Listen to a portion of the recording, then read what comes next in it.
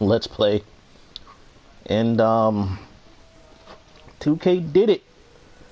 They had a live stream showing off the gameplay of 2K22. People have been asking for it for months, especially after the initial info of the game came out about a few weeks ago.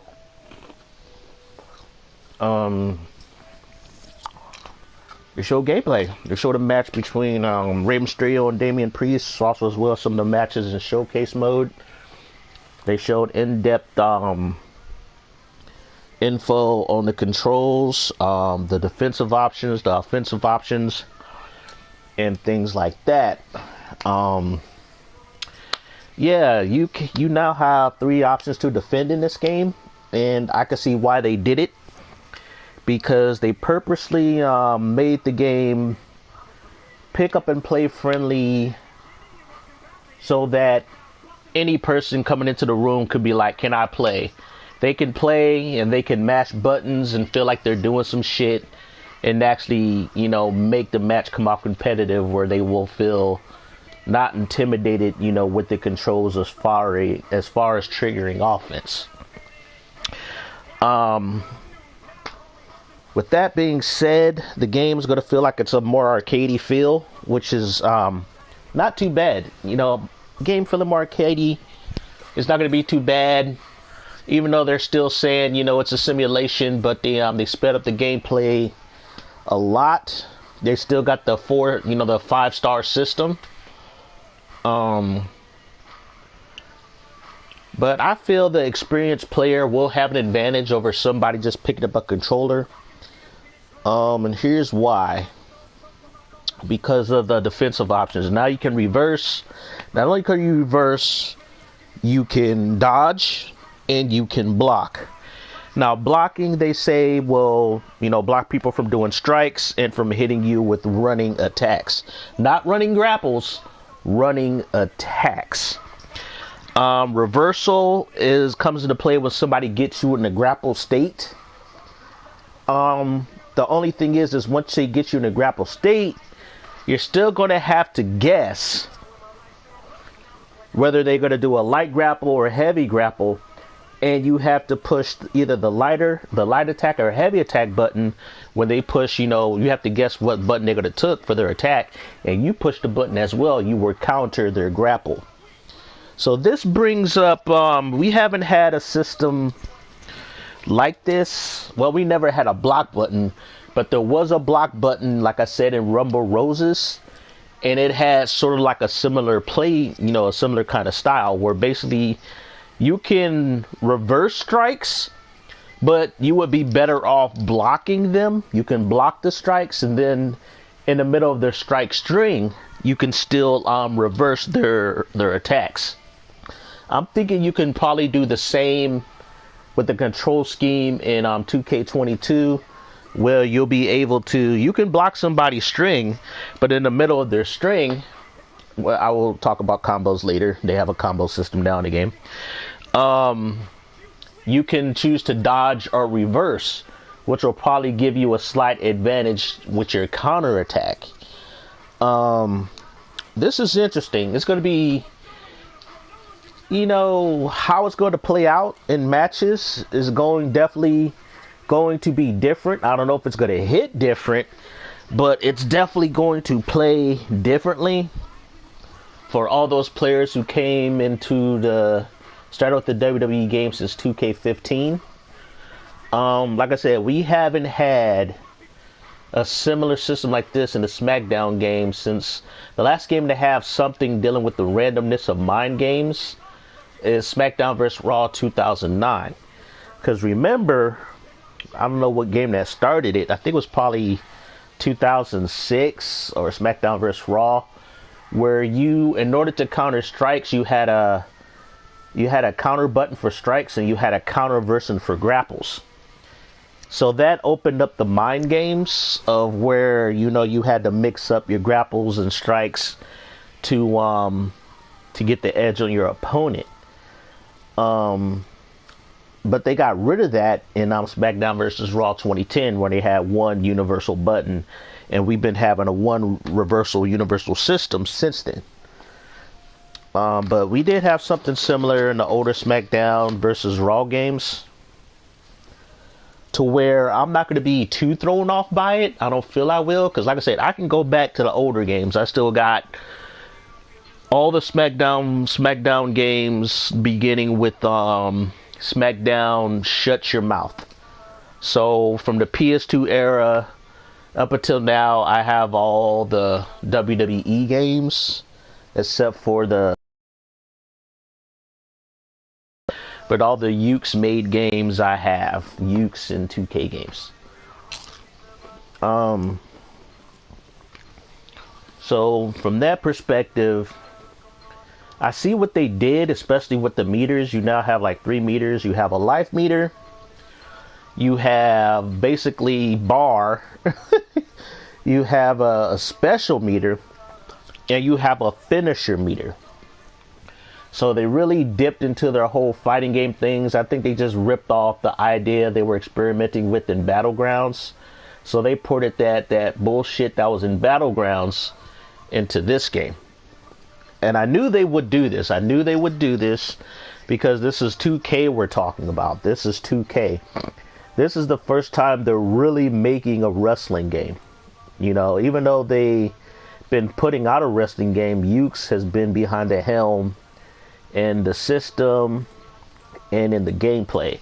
The first time Ukes touched the game, 2K actually, you know, Visual Concepts actually touched and tried their hand at doing a wrestling game is 2K20, and they epically failed because Ukes took a good chunk of the good assets from 2K19, bailed on them, so they had to build their game on 2K18, and they broke it. They broke basically the foundation that Ukes had. And so they tried to make it come off that it wasn't our fault that it's broken. It is your fault you broke the engine, because 2K18 and 2K19 worked perfectly fine.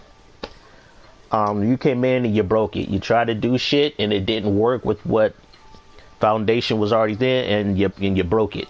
You did it. That's your fault. And so with this game, you know, they had a good 2.5 years to okay, we're going to take stuff that isn't working out. I'm expecting some nerfs. I'm still saying that. Still expecting some nerfs in terms of options you can do, you know, just extracurricular stuff. Maybe the video editor is gone. You know, maybe the roster is cut, you know, by a third. I don't see them having no more than probably like 100 wrestlers in this year's game. At the most, 100 wrestlers. Because if they were to have those wrestlers in this game, you know, now they would have to, especially if they're signed with another company, if they're already signed with another company, they would have to pay those wrestlers royalties to a certain extent for them to appear in the game. So while WWE may owns the name of a wrestler, they don't own the likeness of that wrestler, so to speak. It's like they could put that name on a different wrestler, but they can't, you know, exactly copy that gimmick. I know they kind of did that with Sin Cara because he's a masked wrestler, so they can kind of do that. But Sin Cara was a made-up name for the actual name of a wrestler called Mystico. And when he came to the WWE, he was called Sin Cara, so he was like a made-up gimmick that the WWE could trademark, you know, and stuff like that. But as far as the other changes, so like they added meters, so they're trying to do a whole kind of fighting game slant to the game. I could see them trying to making this game seem like esports in a way. The only problem with wrestling games is it's unbalanced because all the individual wrestlers have ratings. You have a lower card, you have a mid card, and you have main eventers. So there's no balance in terms of you know, using the whole roster in terms of, you know, doing that kind of things. I know it's going to take months, probably a year or two, for people to break down the gameplay and come with some strategies and how to break the game and how to cheapen it. But you really don't get any really hardcore strats with wrestling games, because not many people take it seriously as a competitive game. Not many. This is my opinion. I'm sure there are. I haven't really been into the competitive wrestling game community. It's almost like that kind of scene doesn't exist. There are people who want to play online, and there's people who will cheese to win.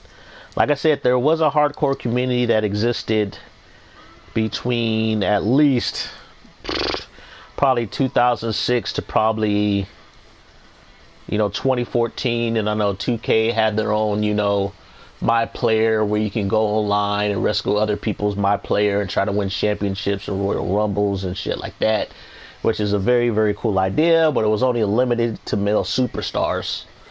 I think in 2K19 or 2K18, no, it wasn't until 2K20 where you can have events for like female superstars to have their my players or whatever.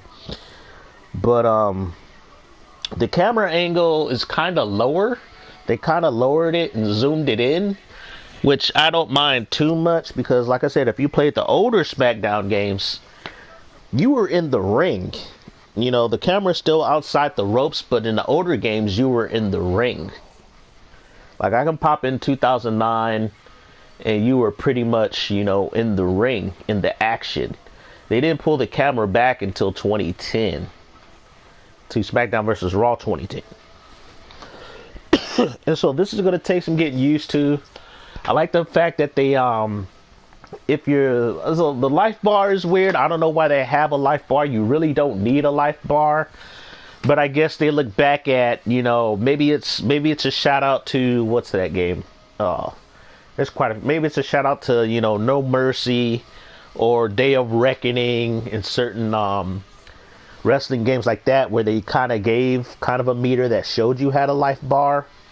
Also, the meters are kind of a reflection of sort of like those wrestling games. Okay, yeah, you got a finisher or whatever built up or whatever, kind of thing showing, you can pull off your finisher and shit like that.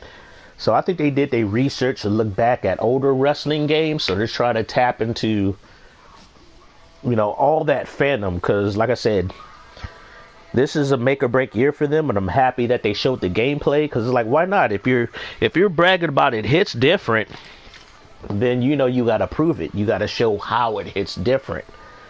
And I'll take a sip of my green tea. I'm happy that they're more transparent with what they're doing. They showed the gameplay. Like I said, the camera set lower. It looked like it's a lot easier to do springboards. Springboards look a lot more smoother. Because I know in this game, you have to pretty much kind of plan, your springboard attacks. Because the hit detection could be wonky. You'll botch. You'll end up hurting you and the wrestler you're trying to springboard against. You got to set up, your springboard attacks. And I would say 40% of the time you're going to botch it unless you plan it out. You can't just randomly, bounce off the ropes in 2K19 or 2K18. But in this one, they kind of made it, more accurate. I think the biggest inclusion that people are going to get used to, and it's probably going to be the most abused system in the game. This is where I feel the game will get kind of broken. The fact that you can make your own combos. Like if you can do like a couple of strikes into, a few strikes into, and then end it with a grapple. And then, like I said, they have a stun system now. Now this is crazy. And they even tell you in their little live stream that you can link your light attacks to build up the stun meter. Your striking is for you to build up the stun meter in order for you to get in to get your grapples off. So this is no different to how would I say, like 2K14 was the last game that had it, where you weaken their opponent's body parts to whatever, like especially their body, that if you do like a strong, mid kick to their gut, you're going to get a strong grapple. But the thing is, you can counter out of it. But how 2K22 is different, if you're in that stun state you cannot counter. You can't reverse. You can't dodge. I don't know. You might be able to dodge. That could be a way out. But they're saying at that time you're going to be the most vulnerable to whatever attacks your opponent is going to give you. So you are going to see in competitive play online a lot of striking. And I'm going to say wrestlers whose strength is striking is going to have an advantage. I'm saying that right off the bat. Granted, I'm going, when I get the game, I'm probably going to spend like 3 or 4 hours of that day live streaming and, you know, really tooling with the gameplay, filling with all the options and stuff like that. But that stun meter, you know, that changes the game. They did say, even though they still have the button mashing to get out of pins, they do say they give you the option where you can go back to the whole meter mashing buttons. And so that's cool. But the life bar is going to take some getting used to. It's like you really don't need it in my opinion, because you have the whole body damage. The body damage thing is your life meter. You know, you've been playing this game for so long, you know, yellow, you're hurt, orange, you're... Hey, yeah, you gotta be careful. When you're red, hey, you're gonna get pinned. If you're dark red, oh, you're really hurt. And then it goes all the way from purple, where you're really screwed, all the way to gray, where you're basically injured. So we know the damages, so it wasn't really needed. But what's interesting is you have these 3 blue bar starts, which is your special meter. And if you have at least 2 bars of special meter, it's almost, they're saying they're giving everybody resiliency now. You can use that 2 bars of meter to quickly get out of a 2 count pin, even if you're like borderline dead. If you're out of life, and if your life bar is depleted, and if you can't out button mash your way to escape a pin, if you have 2 special bars, 2 stock special bars, you're going to kick out. And I'm like, wait a minute. Okay, so what about the payback system? I did see one video where they did mention that the special meter bars does play a part in when you can use your paybacks or not. So if that's the case, if you do have resiliency on your character, because it would be unfair if all the characters can use it, because that means everybody has resiliency. But if your payback is resiliency, only resiliency characters can use 2 bars of stock to kick out, then that would be fair. That would be fine. It wouldn't be right for every character, even down to jobbers, to have resiliency, be able to have 2 bars to kick out.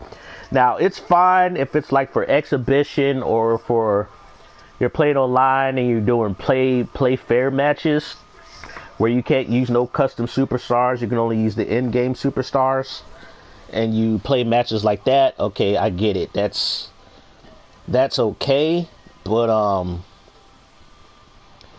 as far as the whole wrestling aspects of kayfabe and, you know, rankings, you know, and ratings and whatnot, yeah, not everybody should be able to kick out when you're borderline dead. Only your main eventers should be able to do that. Main eventers, champions, you know, your competitors that are tough should be able to do it. But so I kind of frown upon that. You can build up your finishers up to 3. Hopefully that's tied to the payback. Which one is it? I forgot what payback it was that allows you to stack up to 3 finishers.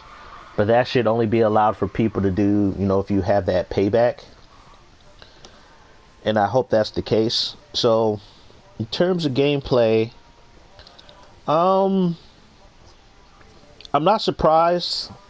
The presentation is going to get used to, especially that camera angle. I knew they were going to ingrain some WWE 2K Battlegrounds kind of systems into the game. Because why? It's 2K.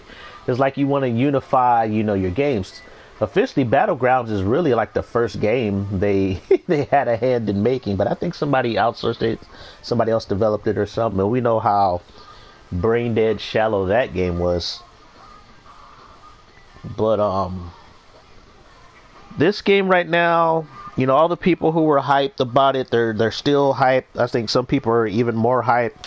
Just the fact it does play different. It's kind of splitting the community, because right now the community is so used to the simulation that anything outside of it is going to raise some eyebrows. Is going to make some players concerned up until they get their hands on the game,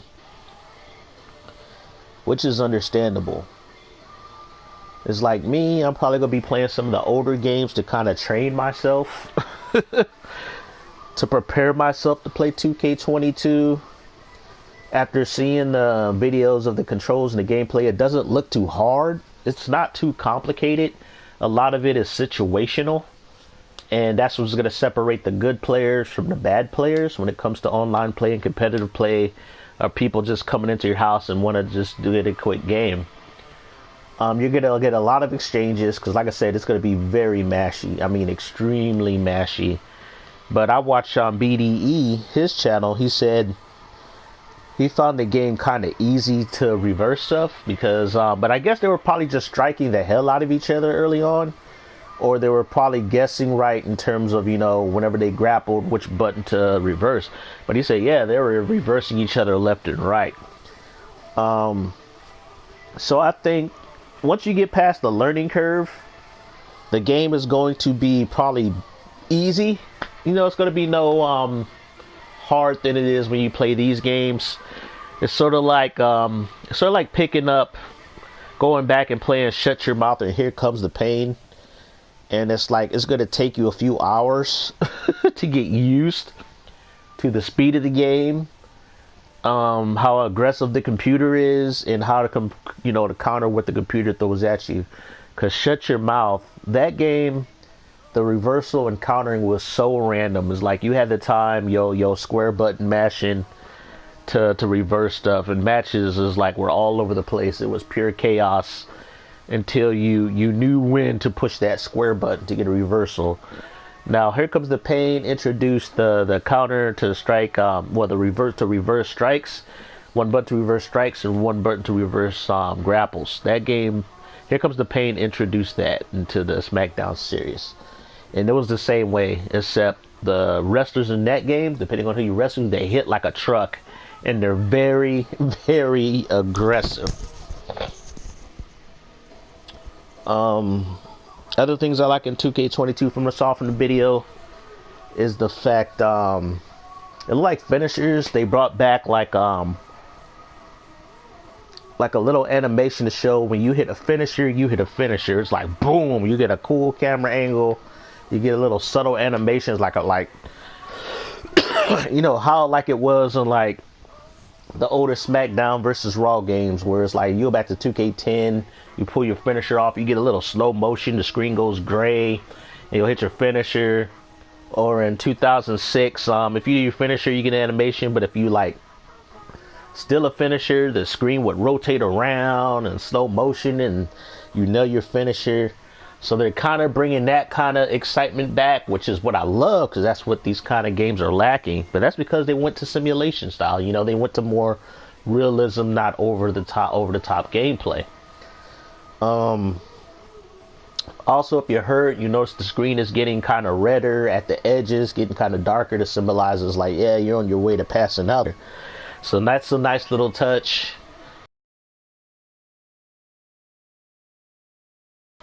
I feel the game, I think the game is already out. I think in terms of the pre-orders, somebody already said like a week ago that the game has already gone gold in terms of pre-orders.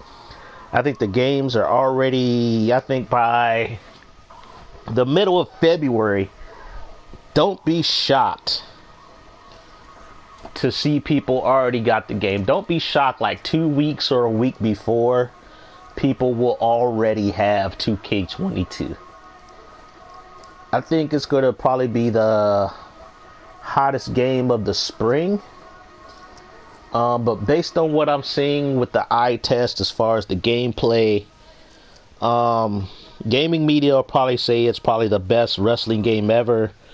I can see people, it's going to blow 2K20 out the water. So based on that, if they're judging against 2K20, I can see the game getting 8 or 9s, but it's really going to come down to what have they taken out. What did they take out the game? That's what it's going to come down to, because in this game, you have big head mode, you can make your characters like Minecraft characters. There were so many things you can do in this game that a lot of people forgotten. That is all that shit going to be taken out.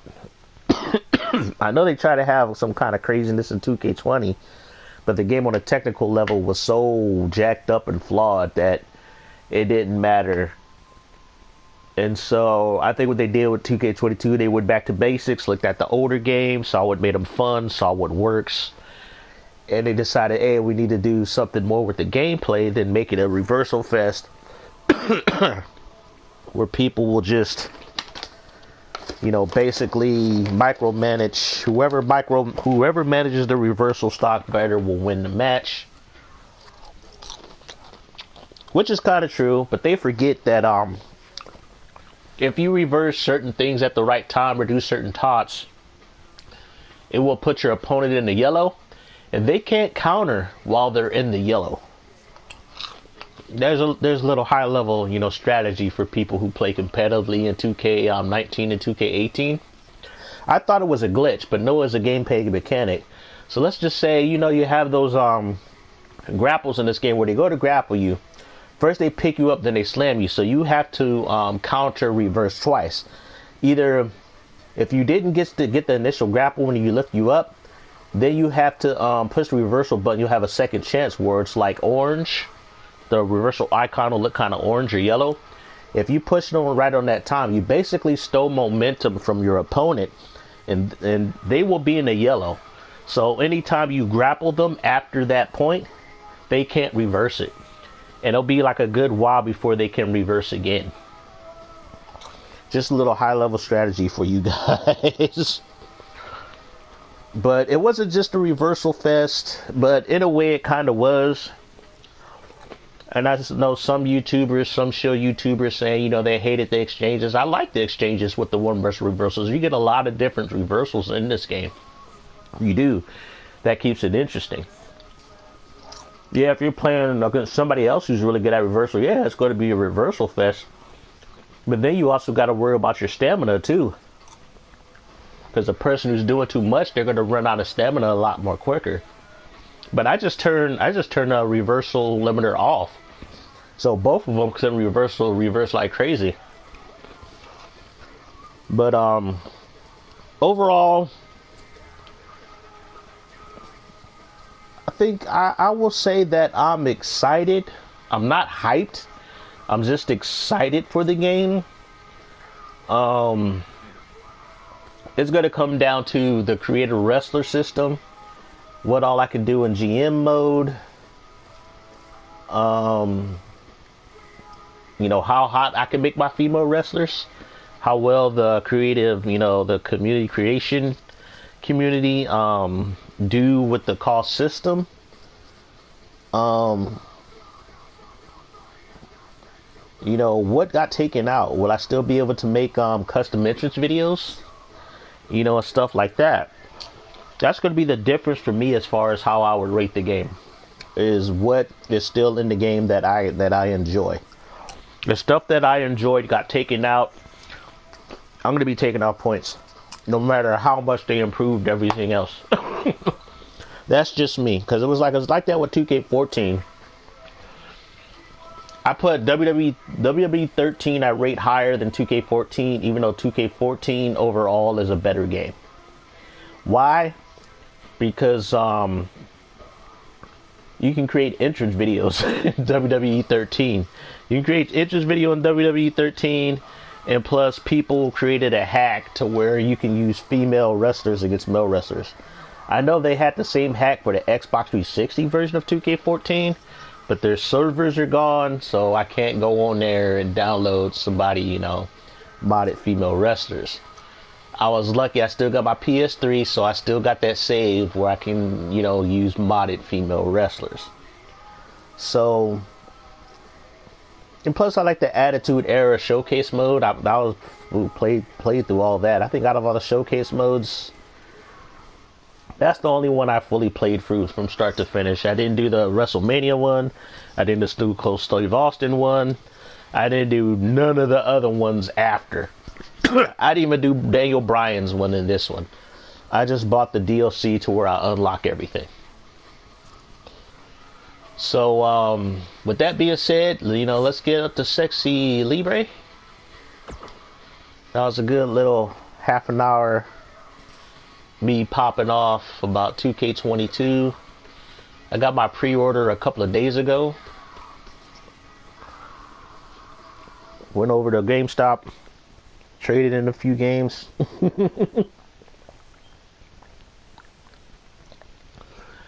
That I'm not playing, and said here. Didn't have to pay out of pocket because I also had GameStop trade-in credit cards. And said, here you go. Take my money. I just got the standard edition. I got the pre-order, so that means I should get the Undertakers. Well, even though I don't really care. But, woo! Choking on the popcorn. And that's how it is. As far as other games for the rest of the year, not much else I'm looking forward to. So, yeah. It is what it is.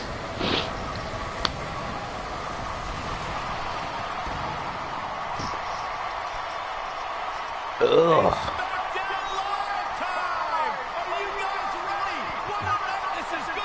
Actually, I need to change that. Actually, it's S3XY Libre. It's not SmackDown Live. But I'm ready. I'm nervous. I'm excited. Let's just get the show started. You're sweating. I can smell you over here. Sorry. I look at this card and my mouth starts to water. Singles match on tap next.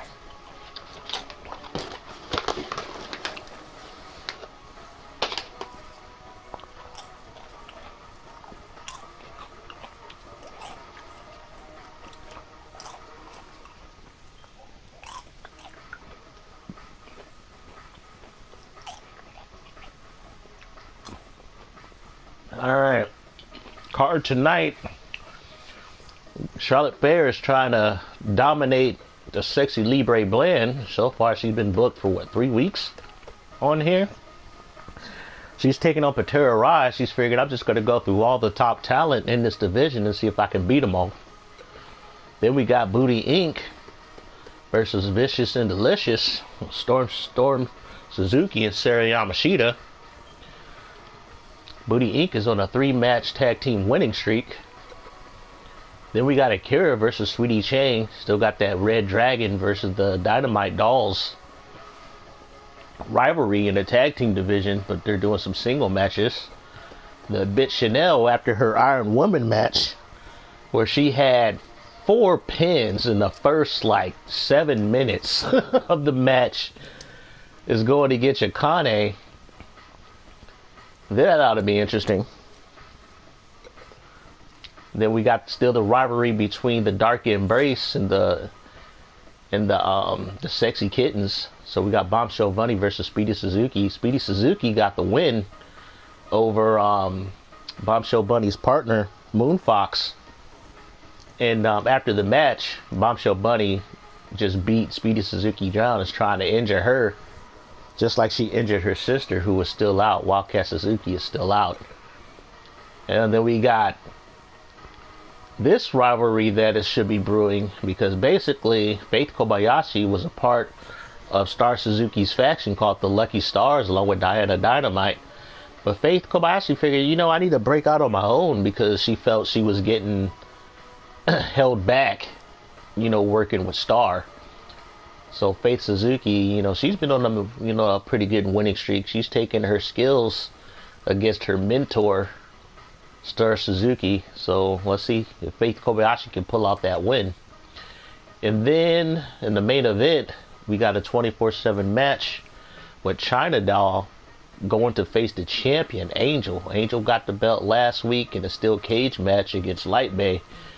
Yeah, it didn't go well for Light Bay. Light Bay tried to put up a fight but ended up losing. China Doll is going to give it a shot. I wish her luck. That is not an easy match. Angel, good luck taking the belt off of her. Alright, folks, let's get this started. Charlotte Flair versus Patera Rai.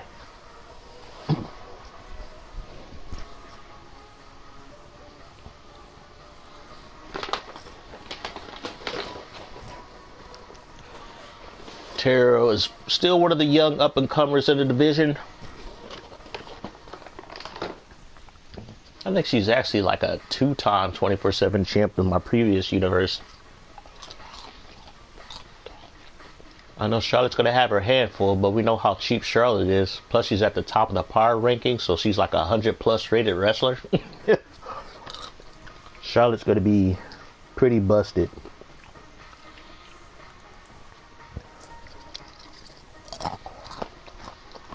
Let me get my music set up.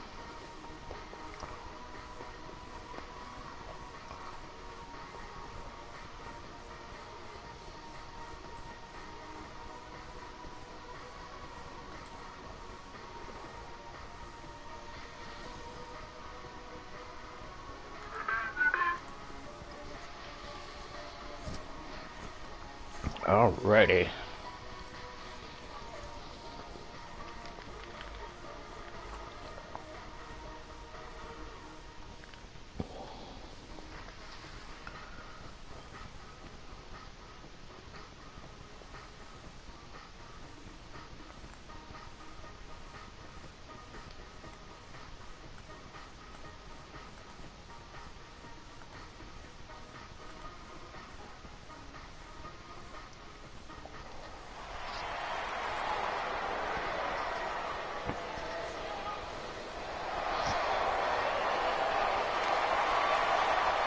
Here comes the queen. The following contest is scheduled for one fall. Making her way to the ring from the Queen City, the SmackDown Women's Champion, Charlotte Flair. Ladies and gentlemen, you are looking at one of the reasons that the women's revolution has become the women's evolution.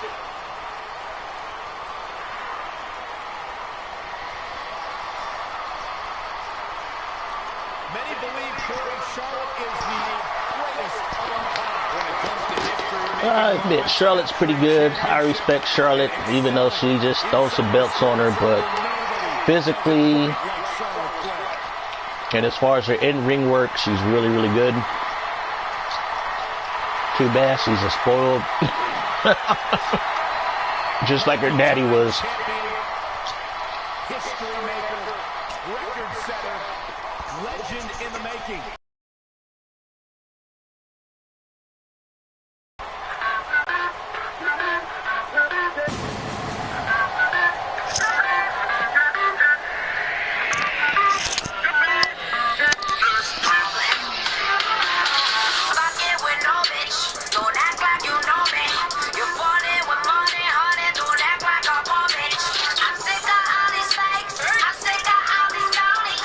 Everybody take, baby, late.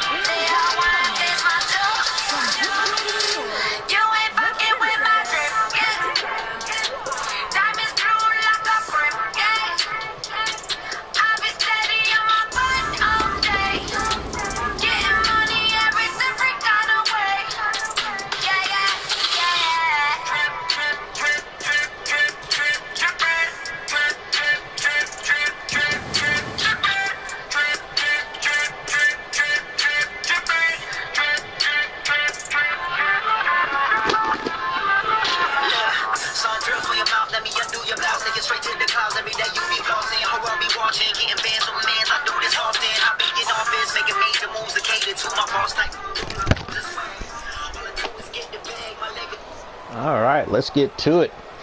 Tara Rai, the Bronx Beauty. Each of these competitors looks to gain momentum with a win tonight. Whoever gets the early She came from, she had a short MMA career. Mostly she's a boxer. So she's really good striking, but her athleticism is really, really good. Very strong, athletic. She got her, she wears many hats, you know, slash model, slash rapper. She got her hands in the music game. Pretty much got her own intro music. And right now she's going against one of the top female wrestlers in the world in Charlotte. Charlotte's probably going to use her experience to her advantage because Patera's still new to this wrestling thing.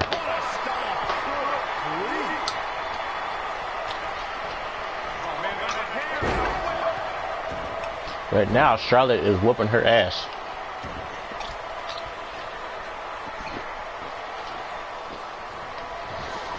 If you hear crunching in the mic, that's me. I'm eating popcorn.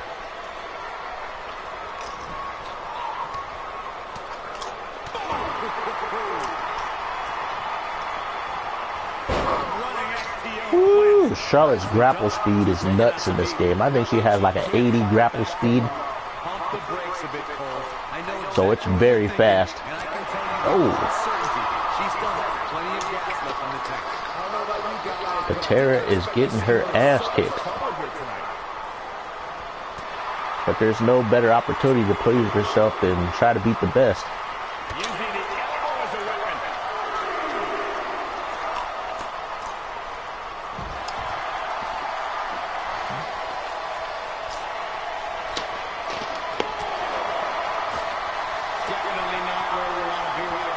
Charlotte right now is out striking Patera.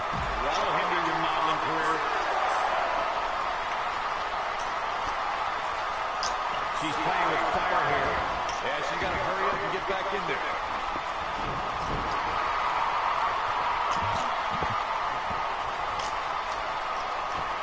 Like Patera is hurt. She goes for the cover. And there's the kick out. She's still in this one. She kicks out at one though.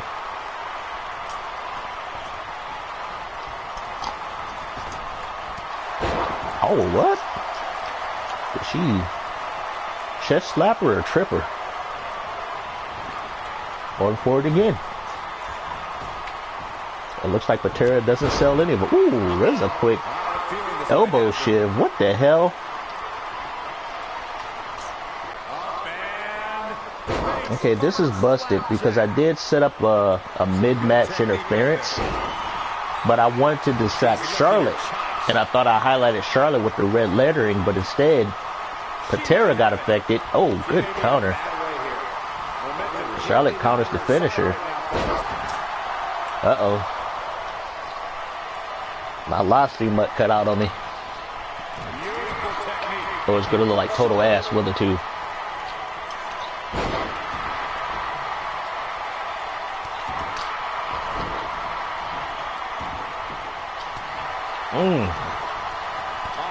Oh, finally Patera gets a good reversal on Charlotte.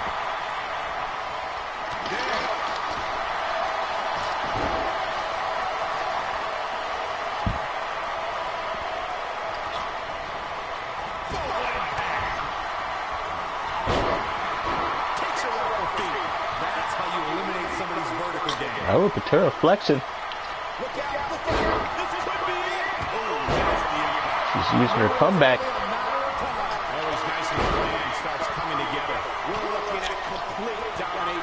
She got Charlotte literally on the ropes in the corner.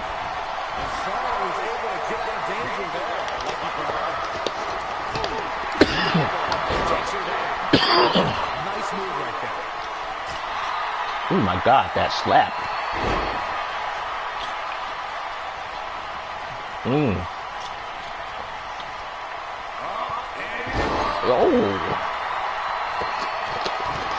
I don't think Charlotte's hurt. Charlotte's just annoyed at this point. Oh, good counter by Patera. Oh my goodness. Anytime Patera tries to get some momentum, Charlotte just slaps the shit out of her. Right into the midsection. I think we know what's coming up next, Michael. Indeed. Selection. This one's over, guys. This is Charlotte's best chance. Now that got those shoulders on the mat. Oh, Patera kicks out. And we'll say this about Patera. She can take a beating.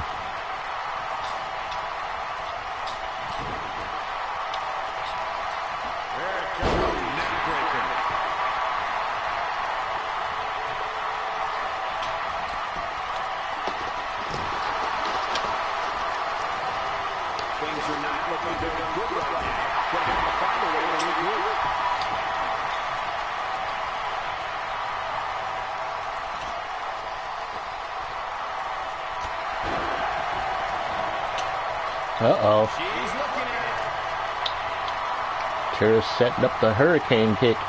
Oh, Charlotte dodges it. Oh, Charlotte go for the spear. Oh, they are both counting each other's offense. These reversals, yo.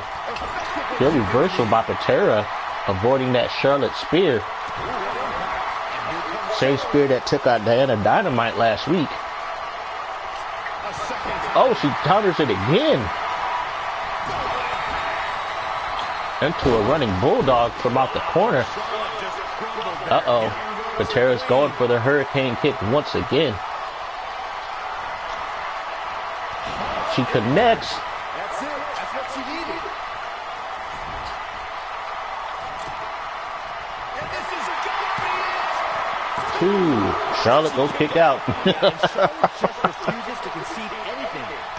Ooh, this is turning out to be a really good match.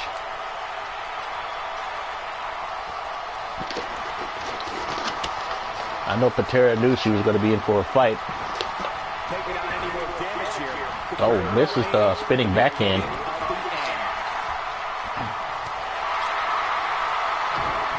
Oh, Charlotte for a running lariat.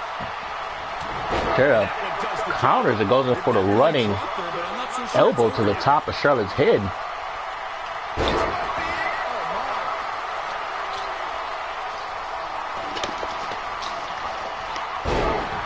Oh, great clean suplex. Crowd is going nuts in the arena. Another suplex. Woo, Patera's getting a little tired. Oh, with the striking combination. Oh, she didn't have enough stamina to finish it.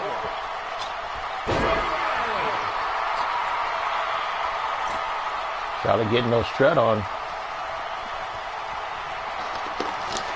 Good reversal by Patera. Oh, pin slap. Oh, to a stunner. Charlotte is shook right now.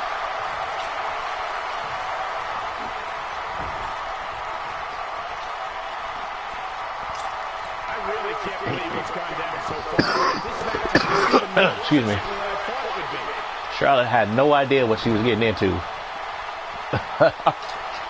This match is going on longer than she planned. Both wrestlers are spit. There's the spear. Charlotte finally nails it. 1, 2, 3, and the spear takes out Patera. Charlotte laughs.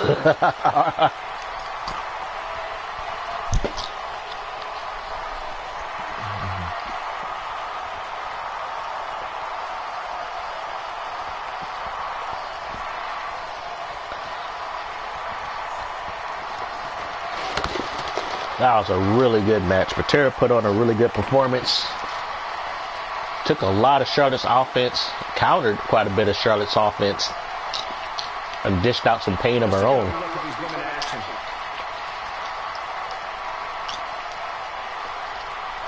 She's taking care of business.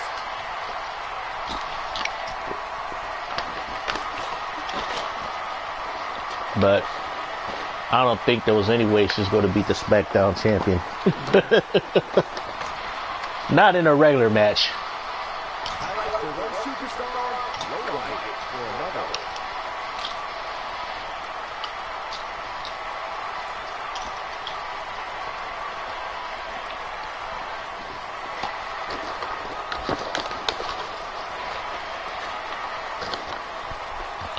Sadly, there is no moral victories in wrestling. You win or you lose. The only good thing that comes out of this is the fact that psychologically you are not going to fear Charlotte with that kind of performance. Here is your winner, Charlotte Flair, Diana, the All-American Girl Dynamite. And the first match of the night comes to an end in thrilling fashion. And you just know the rest of the card is watching in the back, wondering how in the world they're going to follow that. Yeah, something about this match was glitched. I kind of changed the booking for a run-in, but I think they had something planned with Diana, I guess, trying to interfere, but it didn't work out.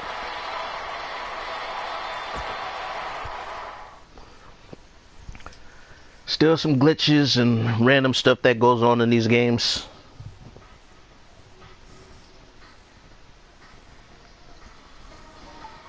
Well, the last match did not disappoint, and now we're on to the next matchup on the card.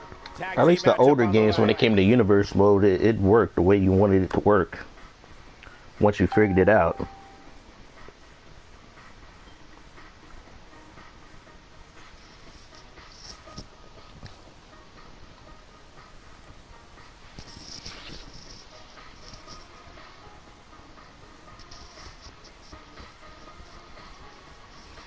All right, we got Booty Inc.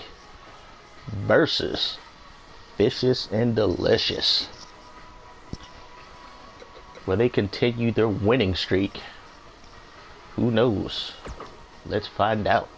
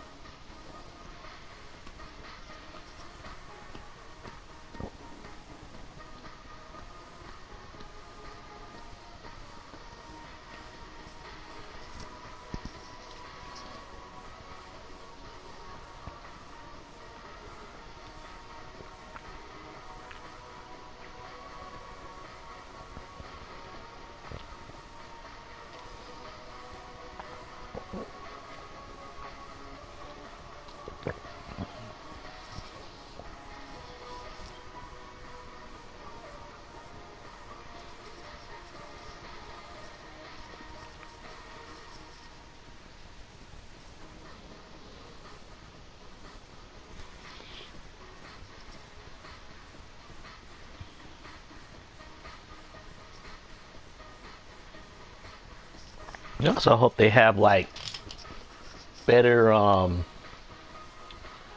guess more kind of call poses where you make a photo of them. They do give you quite a few poses, but out of all the poses they give you, only a handful of them are like really, really good.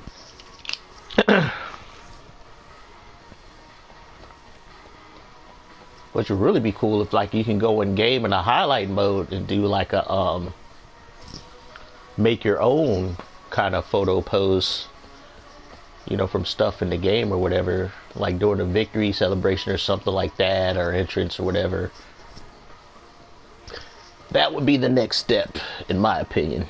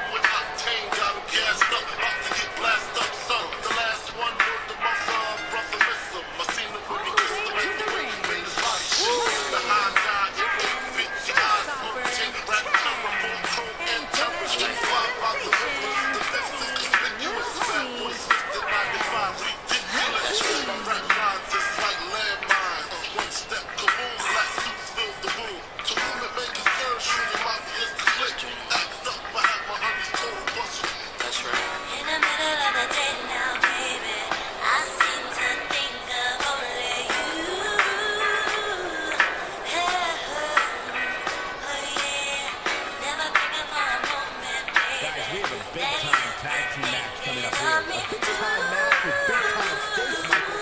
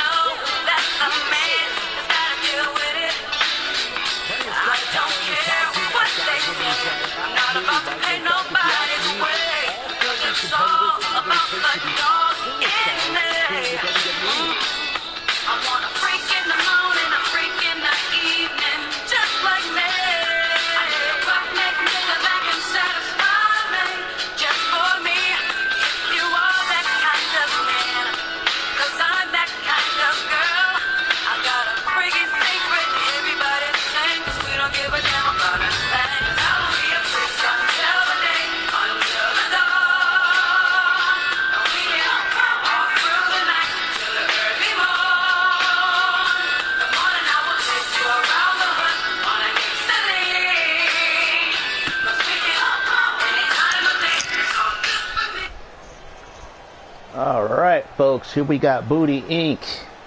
and the black and silver against Vicious and Delicious in the black and purple.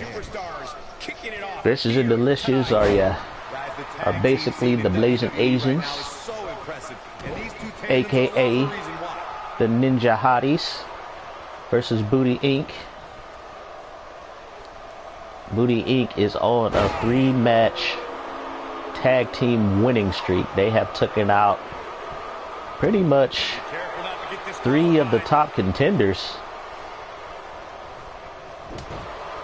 Last week they made high energy like amateurs.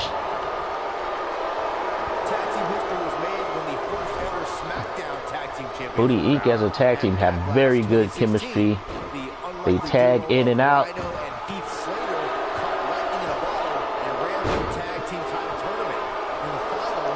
It seems like Betty Torres, aka Little Homie, formerly known as Tammy Tanaka, has finally found herself a bestie. Betty Torres is not the most well liked in the locker room. People find her annoying, but they respect her as an in-ring competitor. But as far as her personality, the other women in the locker room find her annoying, except for Jin Chan. Jin Chan's like, that's my little homie.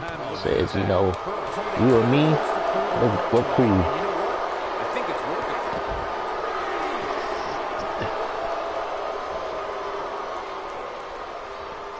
Right now, Storm Suzuki got Betty Torres outside the ring, but Betty Torres reverses, goes in for a strike and completely whips. Gets punched and refaced in return. Betty has a lot more in-ring experience than Storm Suzuki. But Storm Suzuki is the daughter of Star Suzuki, and her athleticism and physical gifts are off the charts. Oh, drop kick to the back.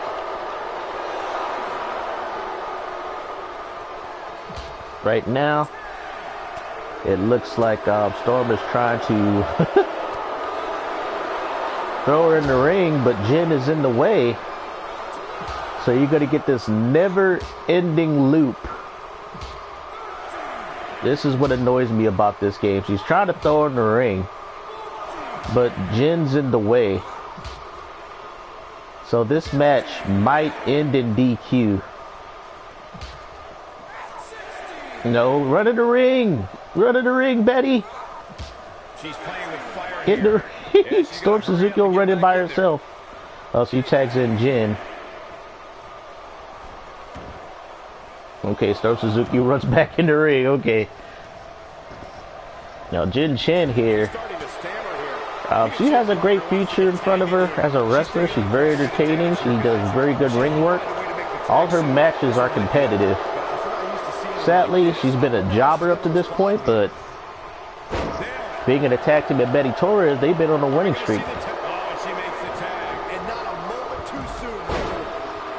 Jin has a different past than most people to becoming a wrestler. Jin is actually a stripper. That's where her and Bombshell Bunny know each other. Bombshell Bunny got her into wrestling on Sexy Libre. She figured, hey, you're hella athletic. You know, you're pretty tall, got good look to you. You know, let's get you in the ring. So Jin Chen took about 2 years training. And here she is right now. Sarah Yamashita had her, but she reverses it. Ooh. Uh-oh. Well, they finally get out of it. Jin Chen, a.k.a. the Booty Queen. Best ass in Sexy Libre.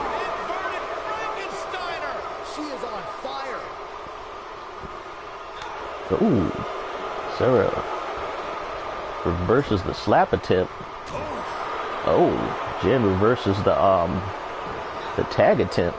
Throws Sarah outside the ring. Sarah counters the punch. They are reversing the hell out of each other right now. They're not giving each other an inch. Oh, there it is. Jin Shin ass to the face. Shin goes for the pin. Sarah's going to kick out.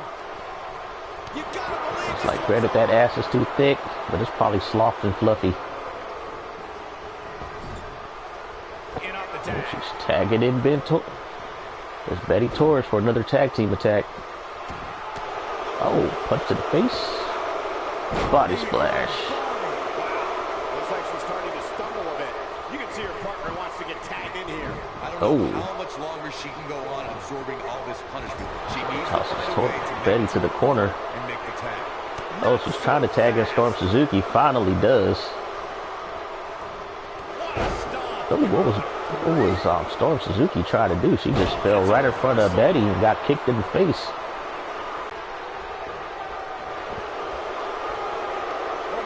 Ooh, how is Betty going to counter this height advantage?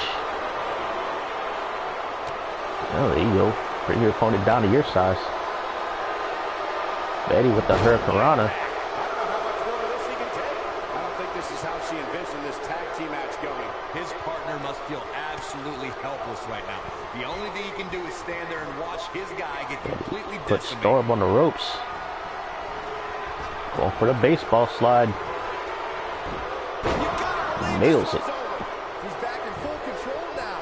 This may very well be it. Oh, wow, they get the win off the baseball slide. Woo, Jin Chen comes in and stops Sarah from breaking up the pin. And Betty Torres. What happened? Storm Suzuki hurt? That's why they had to end the match. I have never seen anyone lose to that baseball slide. It's usually the attack after it that people lose to, not the baseball slide itself. These ladies put on quite a show. Here's another gander.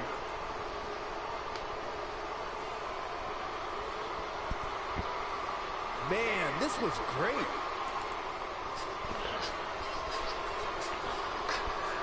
Man, oh man. Entertaining match, except for the brief moment where they had a hard time getting back in the ring. One of the quirks of this game that happened quite a bit in tag team matches.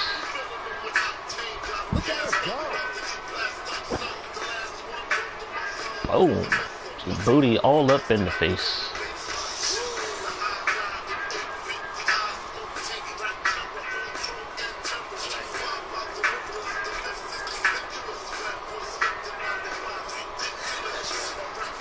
She's taking care of business. Boom.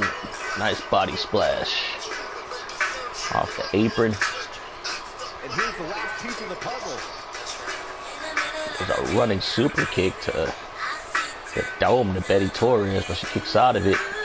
Booty Inc. has won 4 straight tag team matches, folks.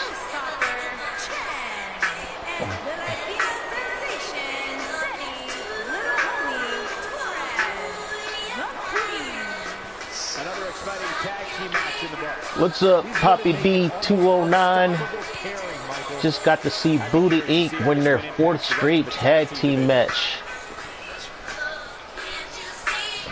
Good win by the ladies.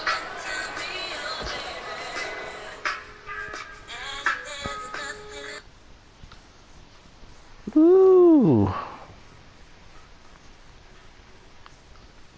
Let's see what we got going on next. We'll see if the next match can equal that last one.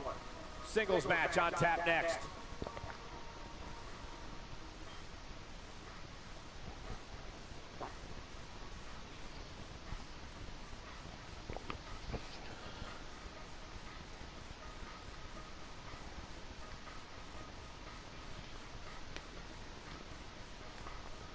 Hopefully next week Wildcat Suzuki will be healthy enough to wrestle.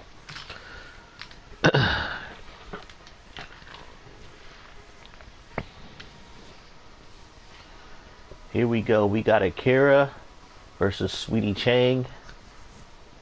Akira is a part of the Red Dragons, and Sweetie Chang is a part of the Dynamite Dolls.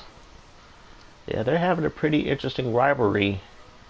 I believe that the Red Dragons were the top contenders to face the Dark Embrace, but after that loss to Jin Chen and Betty Torres of Booty Inc., I don't think they got the top spot no more.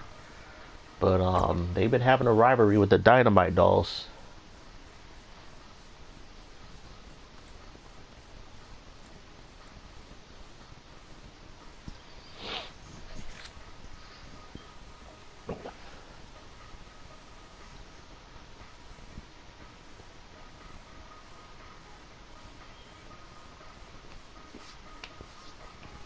Akira got the experience over Sweetie Chang, but Sweetie Chang got strength and athleticism. But Akira is no joke. She's pretty athletic herself. The pride of South Korea as far as her celebrity status. Well known in South Korea, not only as a wrestler, but just in their entertainment. You know, on a lot of variety shows, interviews, stuff like that. Yeah, Kira's the one who looks like the sexy maid with the boobs. And then Sweetie Chang, her mother is Diana Dynamite, who was a Sexy Libre legend. And it's a ladder match, folks. So we're really going to see some crazy shit. The funny thing is Kira just came off of an injury. Hopefully she doesn't get injured again. But she has no problem putting her body on the line, literally, for your entertainment.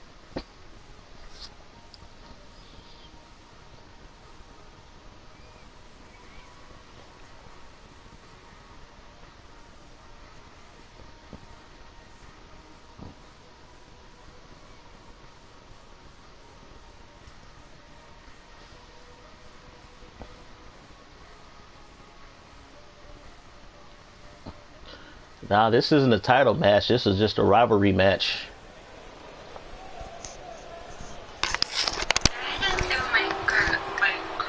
Oops, wrong song. I thought Akira was gonna come out first.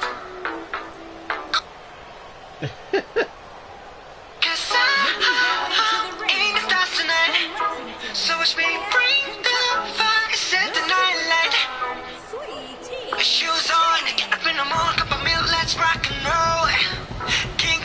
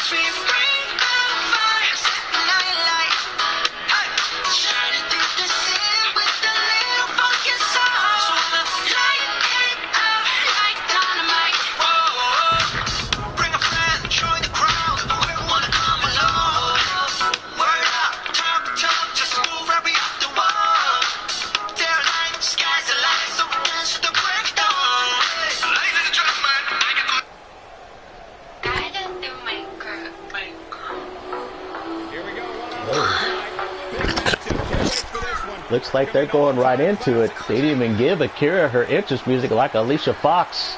Akira's tag team partner is going to be her manager.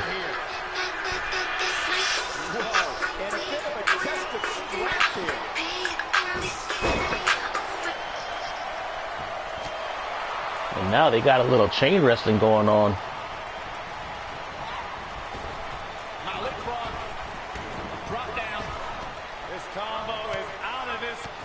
Oh, nice little kick combo from Sweetie.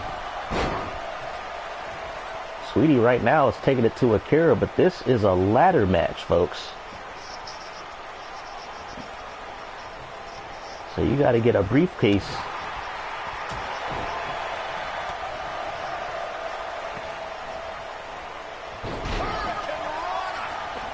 And a very nice Hurricane Rana it was.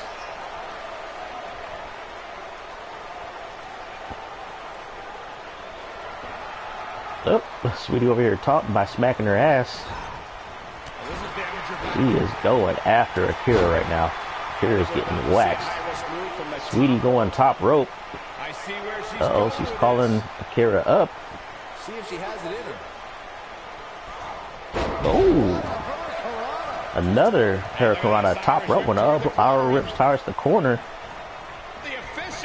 What the official doing getting in the way of the match? What? There's a chair. Uh-oh, that's not good. The ref is down. Oh, shit. Akira just nailed Sweetie with the chair. It's a ladder match, so weapons should be allowed, right? I don't think... Oh, she's got her in that Black Widow submission hold, but the ref is out, so... Favorite submission moves in all of the WWE. Oh, Sweetie gets out of it, but Sweetie hurt. Got a bell. Oh, Sweetie tried to hit her with the ass. Didn't work. Oh, she went with the spinning armbar, and Sweetie... The ref is calling it. I thought this was a ladder match. What the fuck? I am confused. It said ladder match. I guess not. It probably got changed. Akira gets the win. That was a lot of shenanigans going on in that match. A lot of shenanigans. Why did the ref interfere? You know what? I think there was some something going on backstage. I don't know if Akira or Alicia Fox paid the ref money, or did some other type of favors. Some sexy things to the ref to get him to look the other way. But oh my God! Look at her go. I think Sweetie thought she was in a ladder match, but it turned out to be a regular match because she tapped out to a submission hold and the match ended.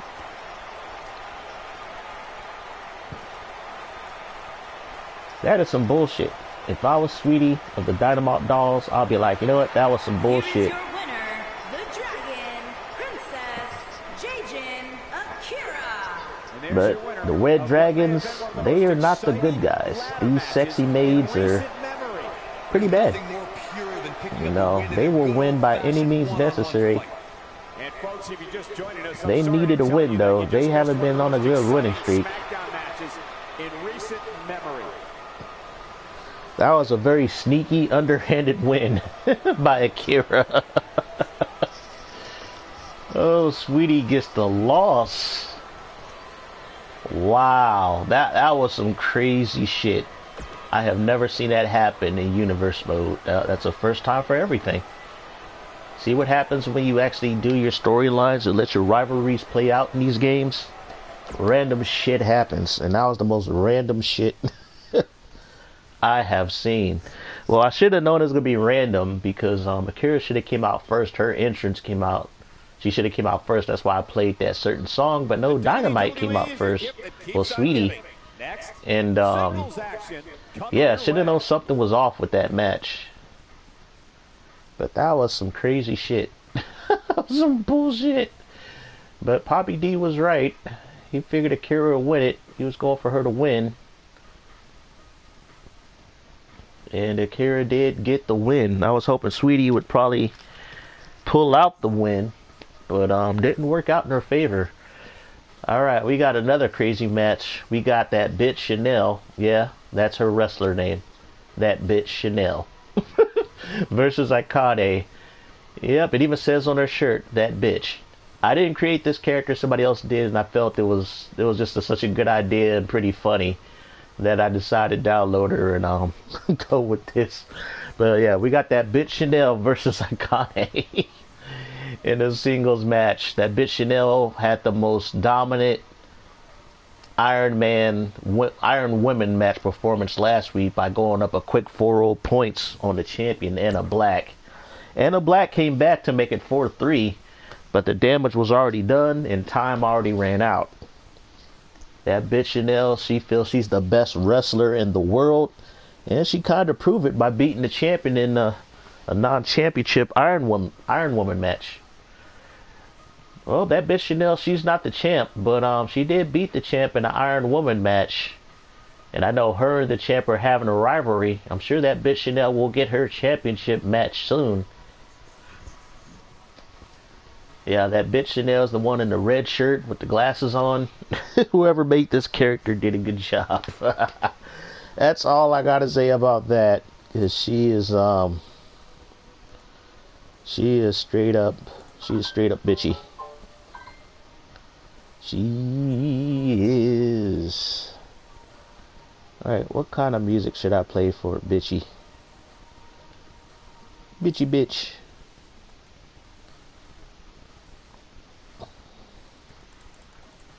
I don't think I have many bitchy bitch songs, but we'll find one.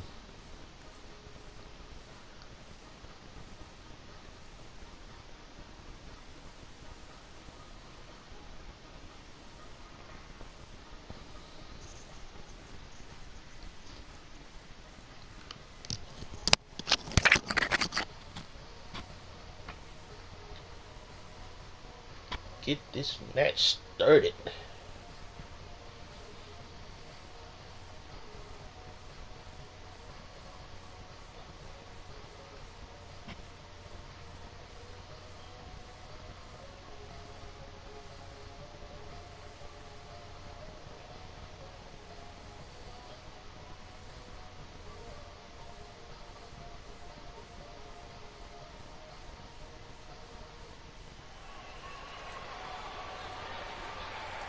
Wow.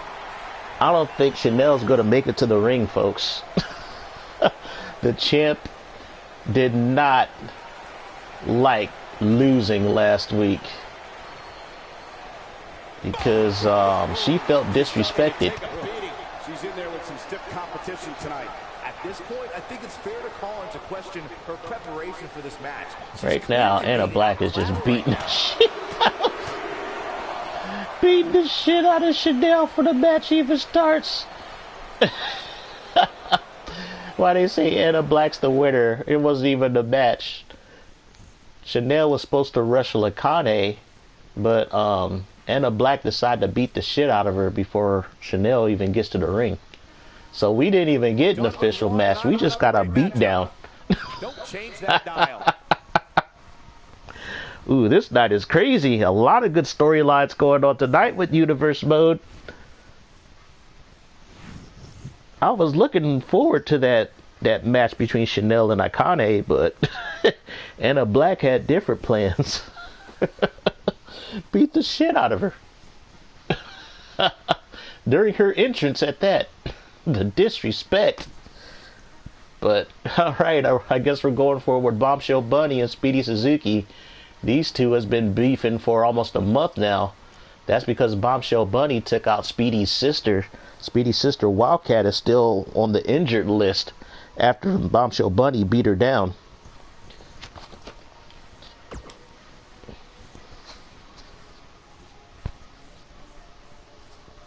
So yeah, a lot of storylines going on with the ladies in Sexy Libre right now. There's a lot of beefs.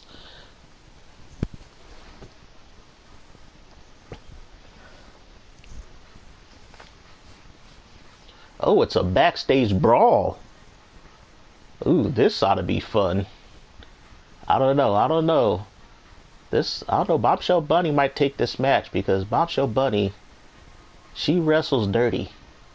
She just beats bitch's ass. Speedy Suzuki gonna have her hands full with this one. Whew, it's a backstage brawl. Ooh, I hope Speedy got help. I don't know.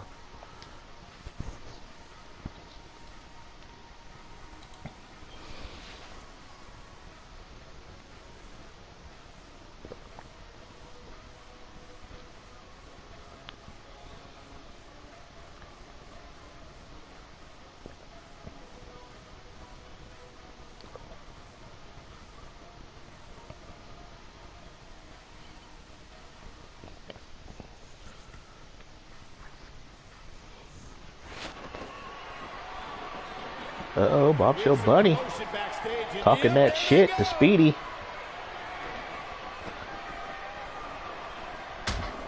Oh, Bombshell gets the first hits in.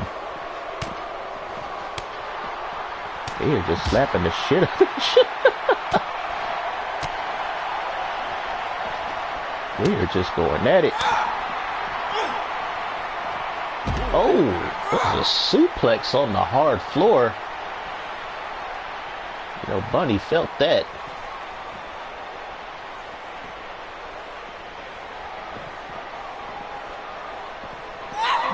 Oh, Bunny just throws Speedy up against the, I don't know what the hell that is. And then suplexes her on the floor right back. Crowd is not liking that. They don't like Bunny. Oh, we got a neck breaker. Oh, Speedy did not like that. Tries to get in Bunny's face and gets punched in the face. She better be careful, Cole. We've seen serious injuries occur back there in the past.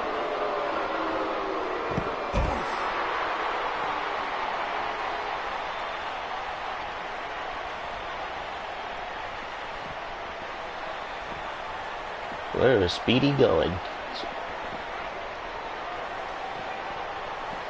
These ladies don't know what to do. They're trying to throw each other in the shit. That's what it is. I don't know. Buddy's too close to that electrical box. Oh, she get thrown into the little crate over there. Oh, where's Buddy going? Where's she taking Speedy? Who is that? AJ Styles getting an interview at the end of the hall over there?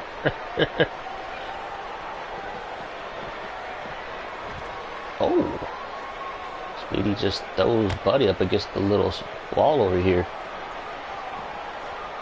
And Buddy throws Speedy over to the parking garage. That's where shit gets really dangerous, because then they can just throw each other in the cars and off of trucks and shit.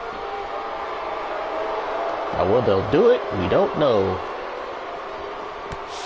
Oh, there's a nice little leg trip.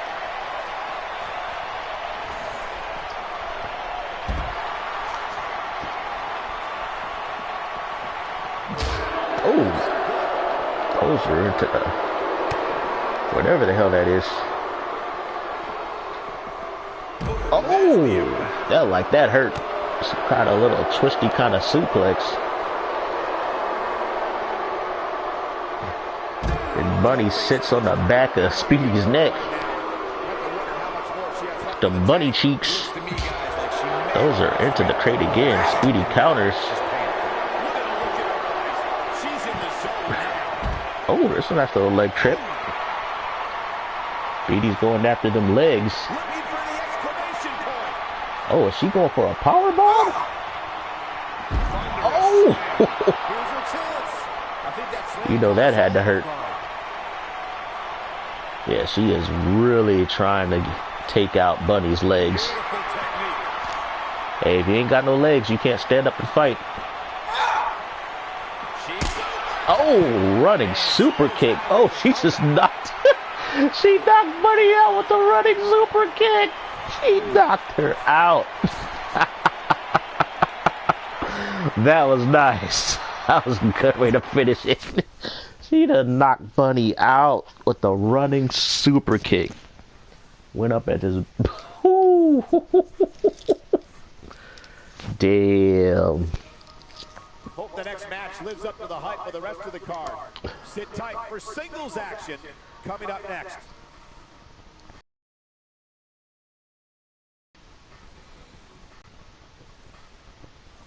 And so far, like the the last few matches have been nuts. Very unpredictable night so far. All right, we got a good one. Oh, you missed you missed the backstage brawl. Team Bombshell Bunny and Speedy just running super kicked the shit out of Bunny, knocked her out. That shit, damn. It was like running, just boot kicked her in the face. Knocked her unconscious. But this is a big one right here. This is a big match. We got Faith Kobayashi and Star Suzuki. Star Suzuki was the mentor for Faith Kobayashi, and they were in like in a faction together, but then Faith Kobayashi decided to break away. She wanted to do her own thing because she felt Star Suzuki was holding her back. It's not really a beef kind of thing. It's kind of a difference of ideology, I guess. Faith Kobayashi is kind of the student. Star Suzuki's the mentor. And they can both go in the ring. This match can go either way. I'll give the slight edge to Star Suzuki, being the, you know, older, more experienced wrestler. But I've seen Faith Kobayashi beat the shit out of people she should lose to. So this match is going to be interesting. I don't know. There might be some random shit that happens in that match, because so far all the matches have been random. Random shit's been going on. Because like I said, I'm running like a lot of rivalries at once. So you have a lot of branching storylines if you let the computer do what it do. And all the storylines are playing out. And it's becoming a pretty good show the past couple of weeks. A lot of good matches, some random bullshit, but that's what you watch wrestling for. You watch it for the matches and the random bullshit. But this match can go either way, but I think Star Suzuki will take it. But I don't know, there might be some bullshit in this match. We shall see.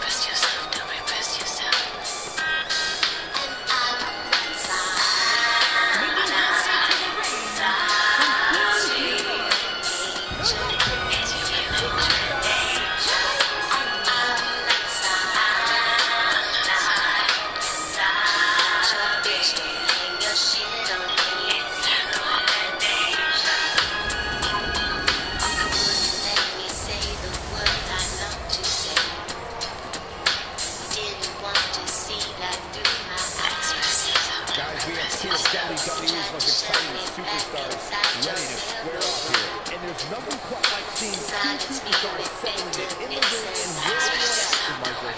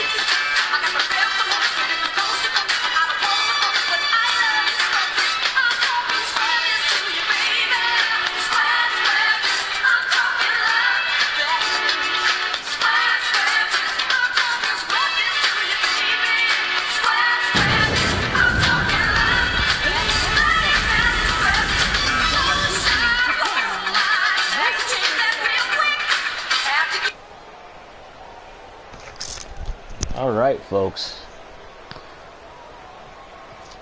This match is going to be brutal, because both these ladies can go in the ring, starting out with some chain wrestling right now. Here we go, fellas. I've been looking forward to this one for quite some time. Star Suzuki gets the first takedown, but that was expected. Uh-oh. No, the ref is like, come on, ladies, separate, separate. Into the collar and elbow tie-up. Only one competitor comes out ahead here. Even though both these wrestlers have their differences, they still think of each other as family, and will still have each other's back. But in the wrestling ring, they are now rivals. Oh, nice suplex by Star Suzuki. Star Suzuki's like, all right, if this is what you want, I am not going to hold back. She is going after Faith Kobayashi right now. Some nice little arm drag reversal. Oh, she just slaps her.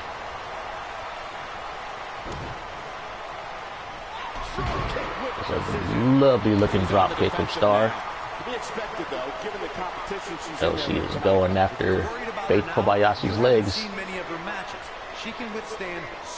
Star Suzuki's younger sister wrestled in the previous backstage brawl match. Her younger sister Speedy. Star Suzuki is also the owner and CEO of S3XY Libre. She's also owner and in-ring performer. Oh, that knee. You gotta watch out. Faith Kobayashi has the most dangerous knees in all of wrestling.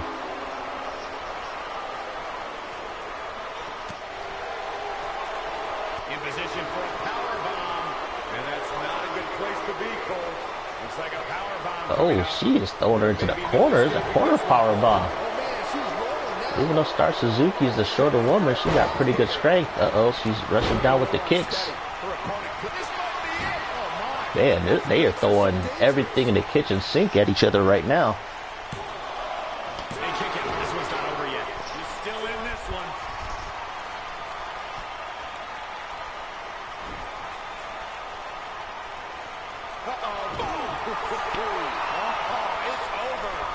Uh-oh, this is the Black Mass roundhouse kick. Oh, this match could be over even before it really started. Faith Kobayashi is just getting... Oh my god, it's over.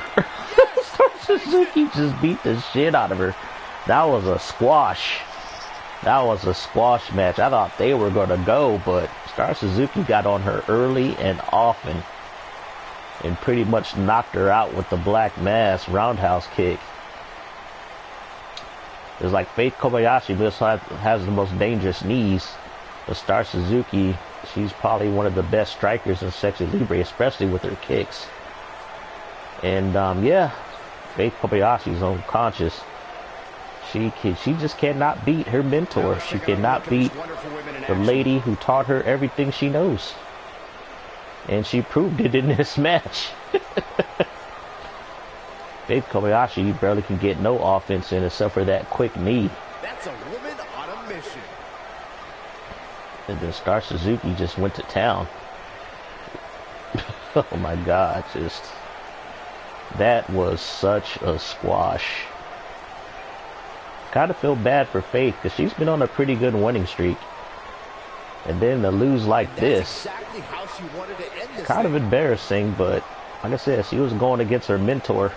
The person that taught her everything she knows, and her mentor just beat the shit out of her. Her mentor also writes her checks. Here is your winner. So Star Suzuki gets the win. Suzuki. Out here dancing, getting her strut on. She was the better woman of the two tonight. It's that simple. Man, that was a squash. As we close the book on this match, I need to remind everybody just how big of a win this was. Actually, I would love to see Star Suzuki wrestle against Charlotte.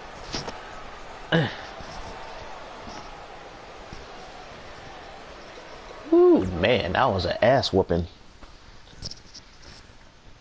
This might probably be like my shortest like Sexy Libre live stream ever, because these matches are going very, very quick. And now it's time for the match we've all been waiting for. Our main event. It's already the main event? Right now. Damn, these matches went by hella fast. But like I said, we had a lot of random shit tonight. A lot of random shit with these matches.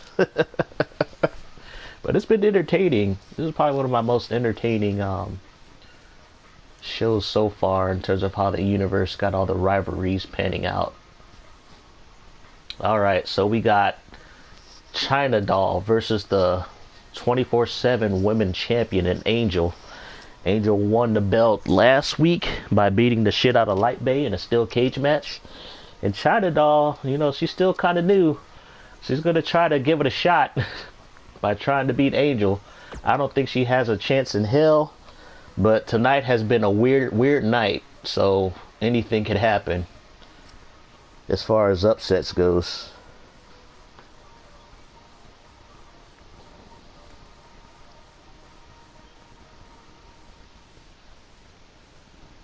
Let's see, what kind of music can we have for the Hong Kong princess? If I play any baby metal, it's just gonna get me copyright claimed out of Asia.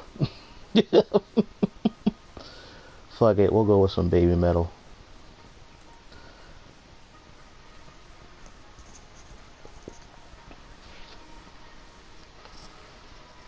Ooh, yeah, Angel, she is basically China 2.0, only bigger and much stronger. And she can go in the ring. I did not create that call, but that call has beat the shit out of whoever I put her up against. So I feel bad for China Doll. Hopefully China Doll won't get put in the hospital, but we shall see.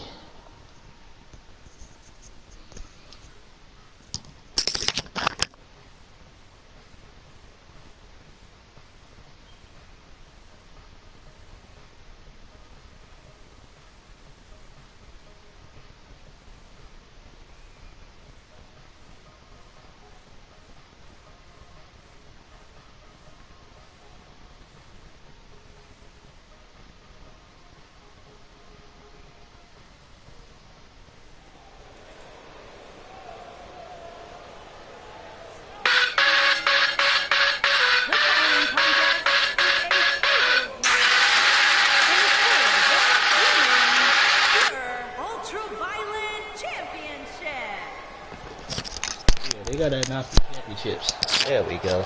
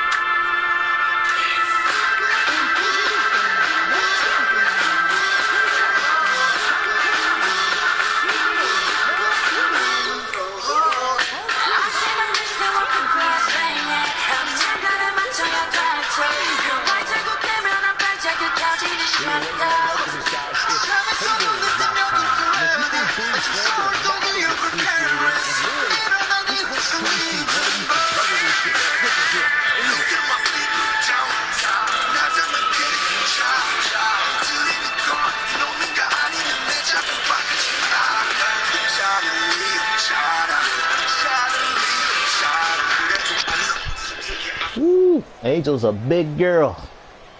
I wish China Doll lots of luck in this match.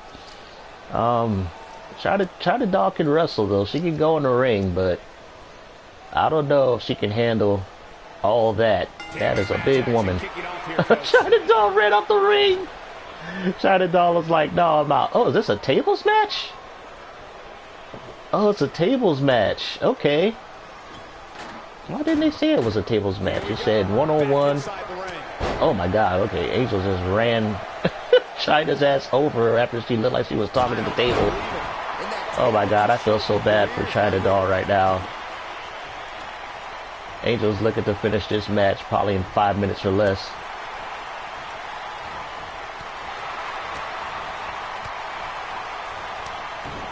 Uh-oh. China's trying to kick her way out of this situation. Oh, she got slammed to the table, but the table didn't break.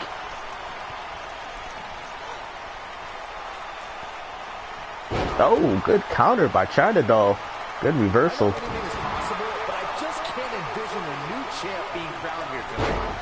Oh, they got two tables out here. I thought Angel was gonna punch through the table, but no, China Doll just hit her with it. She sets the table up in the corner. Oh, China Doll's already getting set up. Oh, she gets slapped right in the titties. The champ comes into tonight with a great deal of momentum, but like you said, anything can happen. That's another good reversal. What? Oh, China Doll's lifting that big woman. Okay, she don't know what to do with her. She couldn't do anything with her. She picked her up, couldn't do nothing with her. Oh, another slap to the titties. Oh my god. China Doll's gonna might change her name to Ragdoll after this match. Oh, good reversal. China Doll does have some quickness to her. Oh, this she slaps Angel in the titties. They just slapping each other's titties. Oh, nice little arm drag. Oh my god, China Doll's not backing down. She is not scared. You're absolutely right, Michael. This arena is electric right now. She is not scared. Oh, there's another titty slap. Let's not go crowning a new champion just yet. There's still plenty of matches. Oh, good reversal. Kick to the gut. Here just... Oh, I thought she was going to spear her through that table. Nope. It's just a titty slapping contest so far. Avoids trouble there. When she gets in attack mode, look at her. Oh, this is a nice little whippersnapper stunner. Got Angel stunned on the ropes. China Doll with some strikes.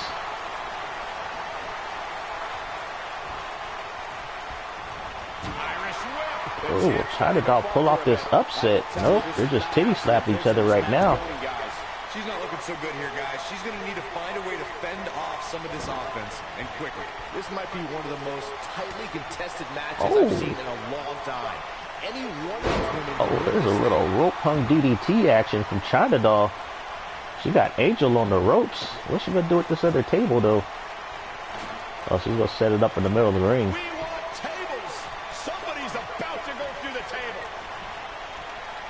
Oh, backbreaker. Right to the spine. Angel's like, this little girl ain't doing nothing to me. Throws her back into the table. Uh-oh, this could be bad. Oh, here's the match. Angel just threw China Doll's face into the table. Threw China Doll face first into the table. And wins the match in probably under 3 minutes. Well, like I said, you know, China Doll, I don't think she had a chance in hell in winning this match. I was right. China Doll, she did put up a fight, though. You know, she was like a bug. She was like a gnat, a little gnat, just annoyed Angel a little. China got some offense in, but... yeah. A lot of action in that match. Let's have a look. Oh, I can't believe this. Just a lot of titty slapping, though. She's taking You care know, I of give props business. for China Doll, you know, actually trying to wrestle and not totally trying to, you know, run away and hide from Angel.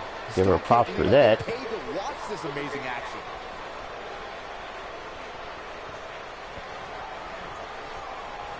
And everything's all fun and games until somebody just throws your face through a table. Still, women's pure ultraviolet champion.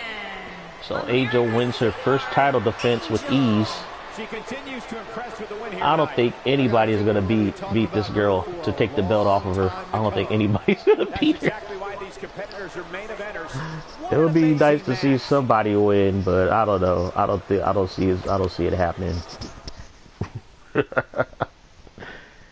Ooh, damn! This is the first time I think Sexy Libre been under 2 hours. First time I went through a show in under 2 hours. I spent my first half hour just talking about WWE 2K22 updates. So this show was roughly like an hour and 20 minutes. If you take out that half hour, talking me talking about 2K22. Man, a lot of random shit tonight.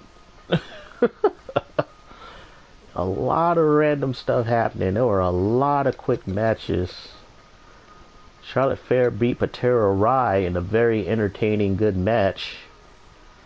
Booty Inc. took out Vicious and Delicious in a pretty, it was probably only a 2-star. It was a typical second match of the night kind of thing.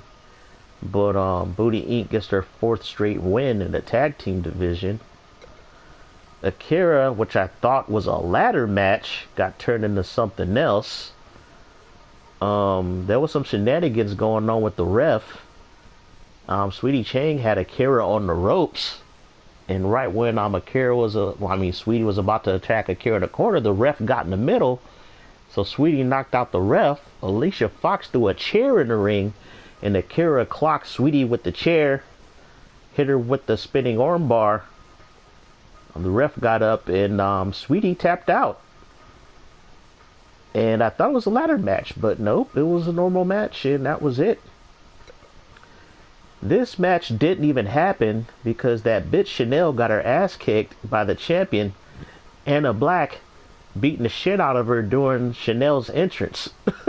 Chanel didn't even make it to the ring to even have a match. Oh my god, it was payback. You know, from that, you know, Chanel beat Anna Black last week in the Iron Woman match. And Anna Black didn't like that. Because to be honest, Anna Black got the shit beat out of her.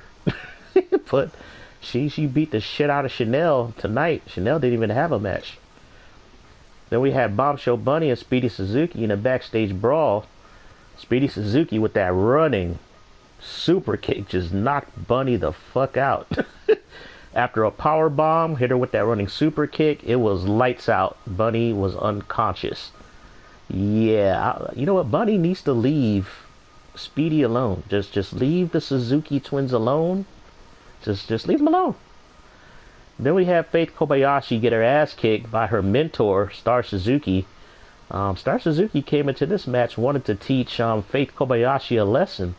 She's like, look, you know, you're free to do whatever the fuck you want, but you know, once you're in the ring against me, I don't hold back.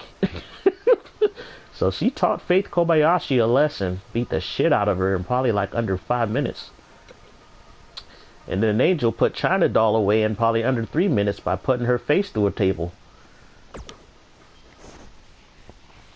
So yeah, that was some pretty good night. It was a pretty entertaining night. A lot of storylines got addressed.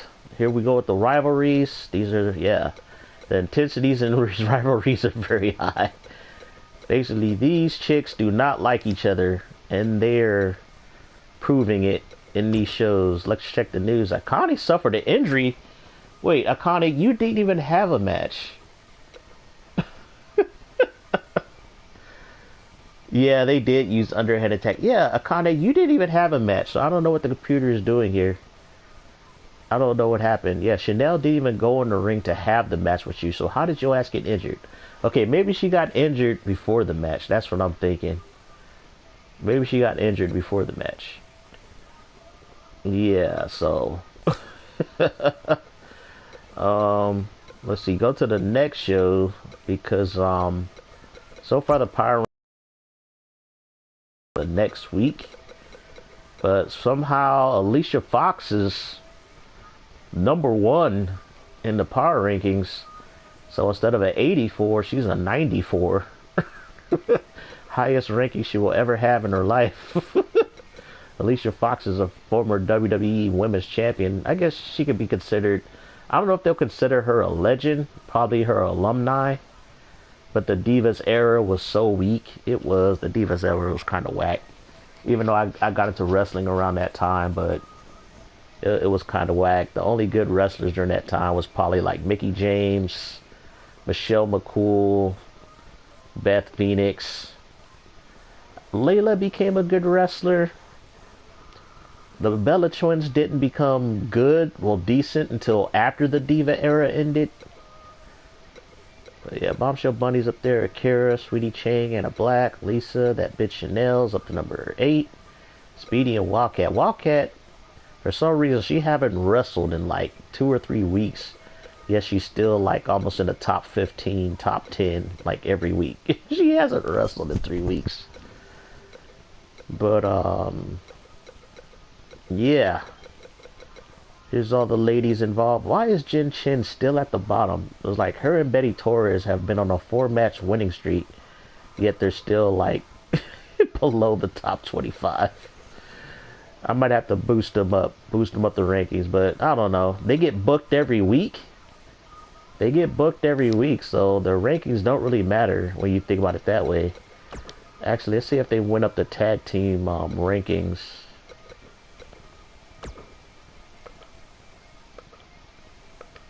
Okay, let me go to edit divisions. Alright, so they are the #1 contenders. So that's good. So those wins do matter. So they are the #1 contenders to go after Dark Embrace title. I might have to book that match at a pay-per-view. I need to check the calendar. But let's go on to the next show. So we got Sexy Libre Global, where I combine the SmackDown and Sexy Libre wrestlers. They all wrestle on this show. Oh, we got Laura Grace versus Mercedes. We got Anna Black versus Bailey. What? They keep on booking them, but I don't know. I don't think Wildcat Suzuki is healthy. Let me check. Nope, she's still injured. So she can't wrestle. I gotta change that. Mark Henry versus Ricochet. Rob Van Dam versus Booker T. Oh, we got that early Ruthless Aggression matchup right here.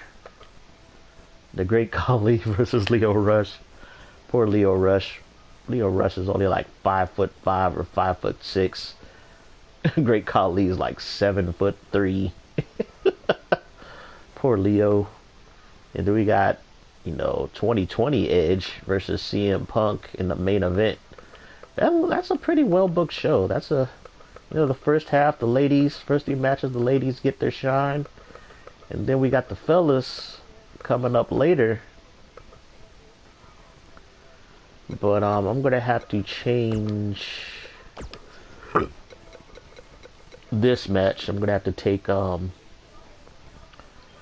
Wildcat out because yeah, she's still injured. You know what? I think I'm just gonna book that championship match. Might as well. I'm gonna book that championship match.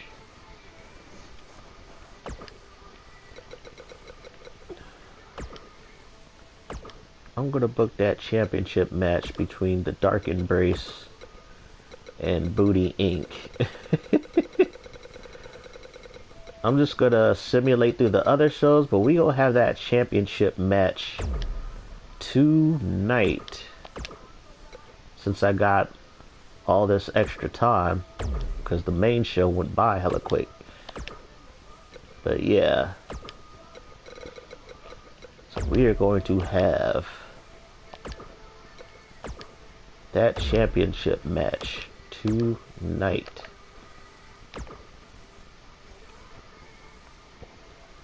On S3XY Libre Global. We might have the upset of the century, but then again, like I said, Booty Inc. has been on a 4-match winning streak.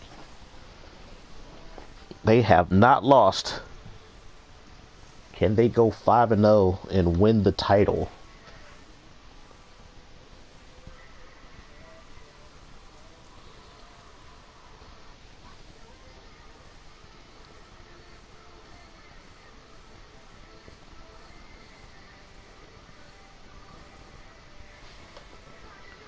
Woo!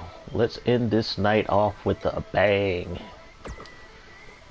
But we're gonna start the show, but we're gonna simulate through pretty much all the matches. But we are definitely gonna watch that Jin Shin. Well, we're gonna watch Booty Inc.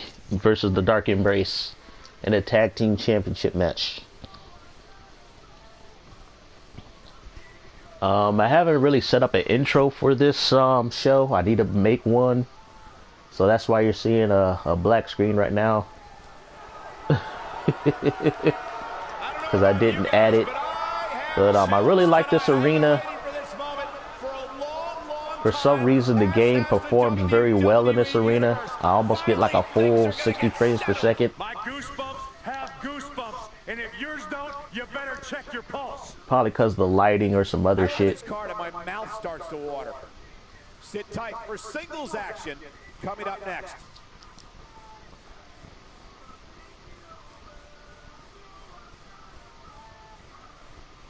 Like the only tag team that's not getting booked is the Crazy Kawaii, which is Faith Kobayashi's little faction with Cindy Cho and Tama Tanaka. They are not getting booked at all. I need to start booking them in matches. Alright, let's see. I'm just gonna make sure this is a random winner. And Laura Grace. Oh, it turned out to be a very good match. And Laura Grace is a part of Booty Inc. She's like the manager. And now she beats Mercedes. Wow, okay. Alright, let's see who wins between Anna Black and Bailey. Well, of course, Anna Black's going to win that one. Anna Black is a beast. Bailey had no chance in hell winning that match. But alright, let's watch this title match. Between Booty Inc. and Dark Embrace. Let's see how this goes.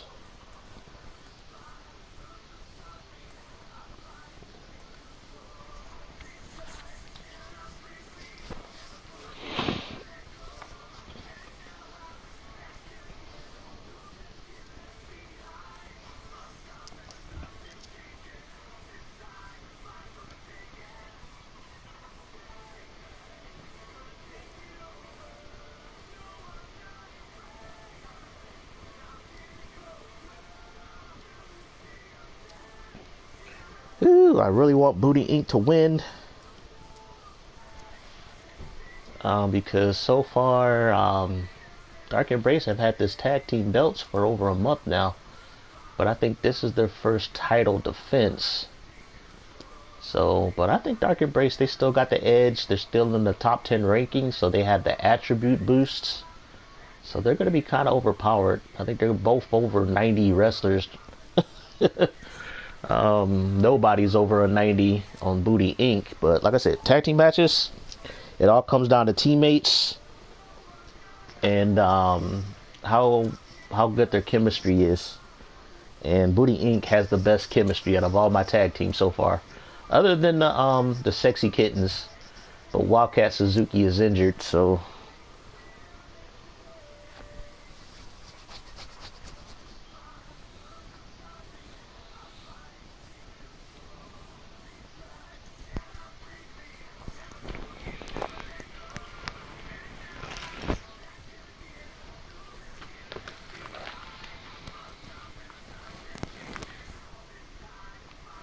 Man, the loading time takes forever. Especially if you're using wrestlers in a created arena, it makes the loading time a lot longer for these games.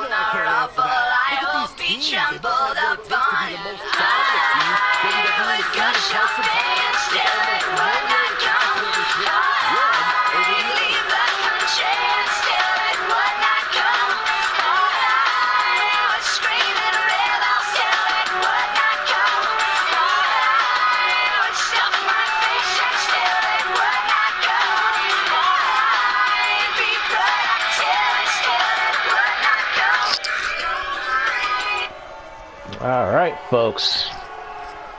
Got a championship match between Booty Inc. and the Dark Embrace. Booty Inc. is on a 4-match winning streak. Dark Embrace have been on has held the championship title for over a month. This is their first title defense.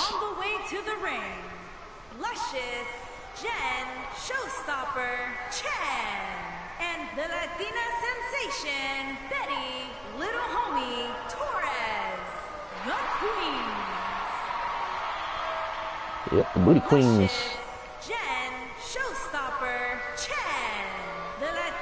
Yeah, they keep botching the entrances. That's one of the glitches of this game, where they keep announcing the name off.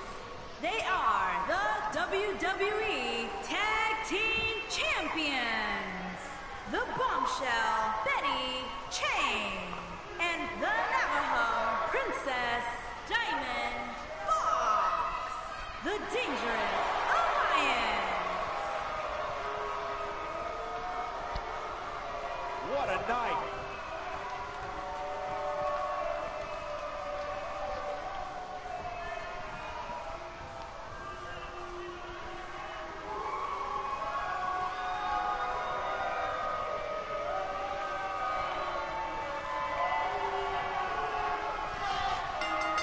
Here we go. This tag team match is going to be heated, to say the least. But he starts off with a German suplex right off the bat.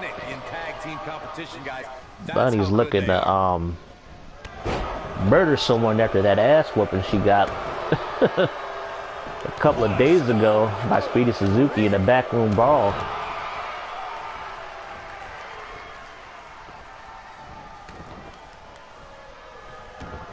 Nice little arm drag reversal by Bunny.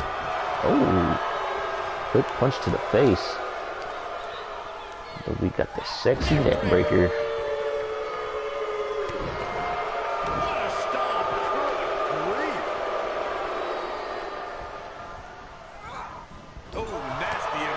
Ooh, running knee. Jen is getting her ass kicked. I don't know if you're gonna bring her all the way over there. Oh, she flips it down. Kick to the back. Oh, she's attacking it. Betty. Betty, get my ass kicked. Victoria. See, this is sensation with a running kick. Running Kinshasa. Bunny in the armbar. Bunny quickly gets out of it. As Byron was talking earlier about the champ being a heavy favorite here tonight. Good thing Bunny didn't let Betty didn't let Bunny tag in Moonfox. That would have been a real bad mismatch. First tag team tag of the night. I don't know if she hit Bunny in the back or just hit Bunny in her big ass, but there it is, it's worked. Oh, Jen tried to go for a springboard Bunny splash and totally botched it. The monitor area in the locker room is likely sold out for this one, as there are plenty of superstars with a vested interest in the outcome of this match. Bunny don't know what to do with the girl. I guess she's driving to the corner. Oh, she's bringing in Moonfox in, which is the powerhouse of the Dark Embrace tag team. To Byron's point, there are several competitors on the roster. Case for being the next in line for a title. It's a running cutter. A lot of that, of course, depends on the outcome of this match. Jen with a good reversal. Regardless of their personal feelings, you have to think the locker room is rooting for the champion here tonight. The last thing they Jen is like, hey, I got a little power game as well, Moonfox.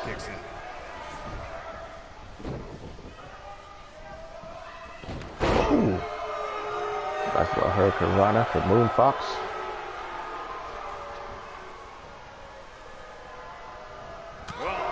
Oh, and then she pulls a page out of Jen's book with a running ass attack. Yeah, Jen needs to get out of there. Oh, wow, Moonfox just punches the shit out of Betty. Knocks his body off the rope, off the apron. Jen didn't like that. Oh. Goes for the corkscrew elbow drop. Like Betty's alright. She gets back up on the apron, calling for a tag, but Jen is getting beat down. Dark Embrace is doing a good job by going after Jen. I guess you could say she's the weakest link. Booty Inc. Is Betty. She's more durable than she looks, guys.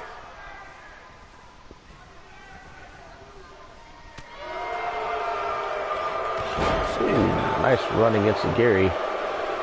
But Jen ain't no punk. And a kick to the ribs.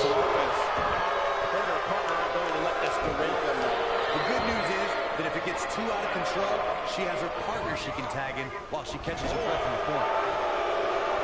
She is on fire. Oh, good reversal by Moonfox.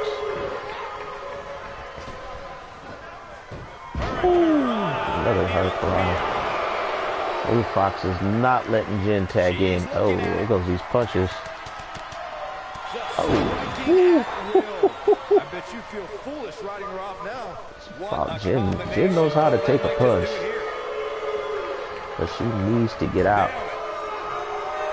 I know she's hurting. Oh, that was an easy reversal. Oh, good counter by Jen. Jen gets out of it, luckily. But Jen is so dazed, she don't know what she's doing out here. She's just throwing Moonfox back and forth. I think Jen must be out of stamina, yeah. She must be buying time or something. Yep, she's buying time. Oh, she's going for the in your face. Putting the best ass of S3XY Libre in Moonfox's face. Come on now, in your face. Stop it. She's got it now. She was trying to save up stamina to pull her move off. How much stamina do you need just to bend over, put your booty in somebody's face? Bunny breaks up the pin. She's in full control now. Oh, that's the net breaker on Betty. Now Betty punches Jen in the gut. Oh, Jen didn't like that. She's going after Bunny. Hollers. Just bumped your buddy off the apron. Jen was like, bitch. Don't know who you dealing with. Don't be going after my partner. Now in full control. Oh. Moonfox drops Jen Chan's face off the ring steps. Not gonna help Jen's sexy looks. Jen starts striking back. Oh. Betty is still feeling that, sitting on the floor. Outside the ring. Oh, Vincent Gary to the apron. On the shoulders here. And it could be a long way down from there. When she gets in attack mode. Oh, just on top of the apron. Uh-oh. Hopefully there's no end in the count out. Oh. Boot kick. Looks like she wants She throws Jen back in the ring.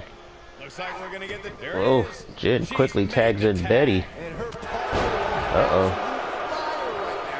You can see the confidence. Betty with the butt attack.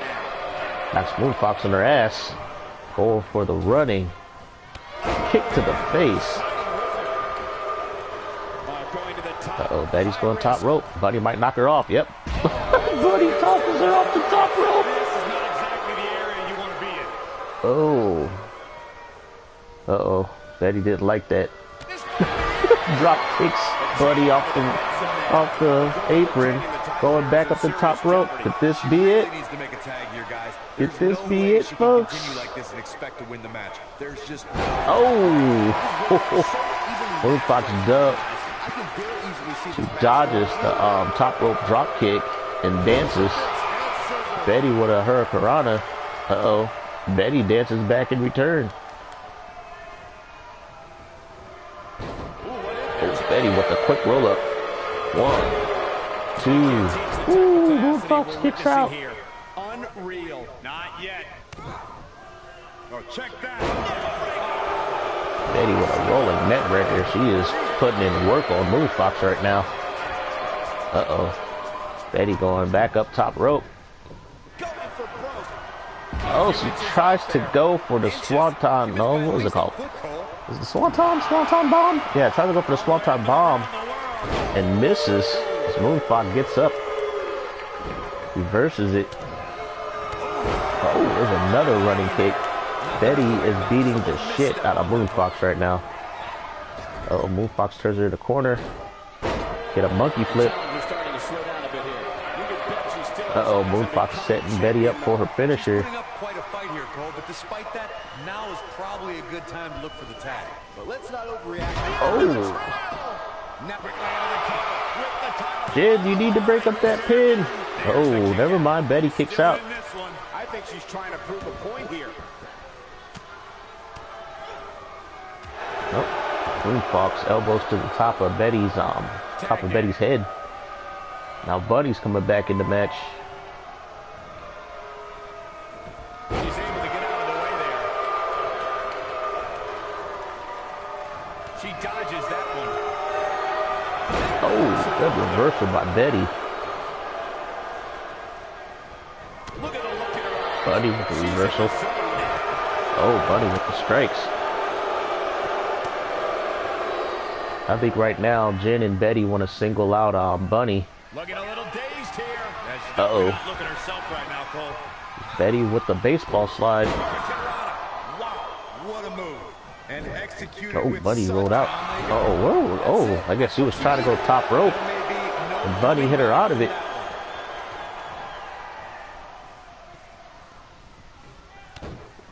Oh.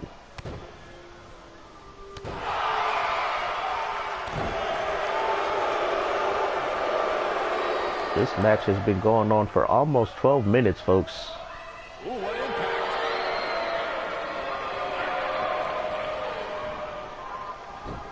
Ooh, it goes to show that Booty Inc. really wants these belts. Partner has to be concerned at this point. This is all but over. You gotta believe this one's over. Oh, good reversal by Buddy. Buddy was in trouble.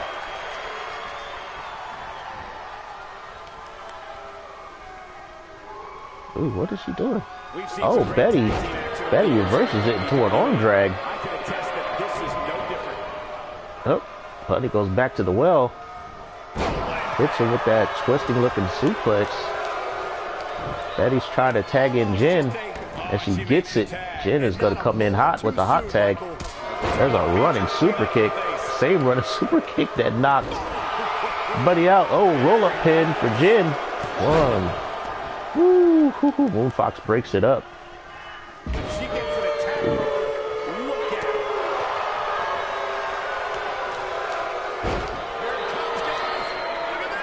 Oh, Buddy's going for a submission. Could this be it? Will Jen tap? Nope. Oh, she escapes the stretch. You sound surprised. Jen escapes. Come on, there's no way she was going to tap for that. Didn't think Buddy had any submission holds. Oh, good counter by Jen. Oh, to a stunner. Oh, will she stop Buddy? Nope. Look out. So Moonfox is going to come in hot. Yep. A lot of running attacks. Oh, whips the booty attack. Jen throws Moonfox in the corner. Hits her with some kicks. And then a drop kick to the back.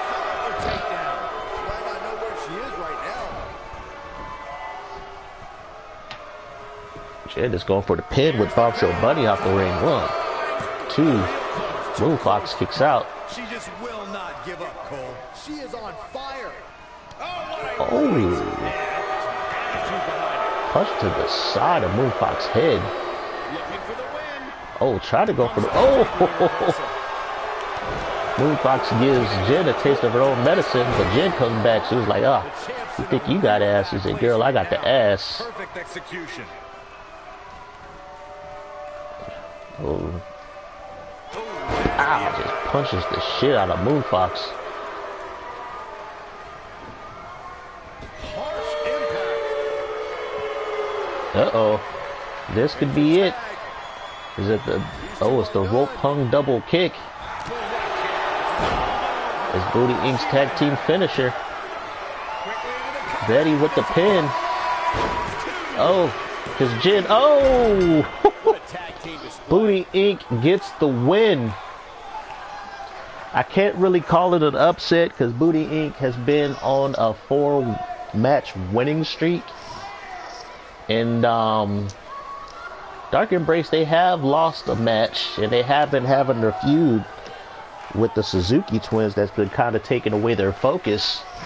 And so, yeah, Booty Inc., I figured they were going to win because they have been on a tear as a tag team. They're the best tag team right now in Sexy Libre. They are undefeated. And they had to pull out all the stops to get this win. It was a good 15-16 minute match. That's a woman on a mission. Both sides gotten a fair share of offense. Just Booty Inc., they wanted it more. They wanted this championship more than anything. In some cases, it's easier to win a championship than defend it. Here are your winners and the new WWE Women's World Tag Team Luscious, Jen Showstopper Chan, and the Latina sensation Betty Little Homie Torres, the Queen. Jen Chan gets her first championship belt of her career. And Betty Torres, she has quite a few, around 6 or 7 tag team titles to her credit. This is not new for her.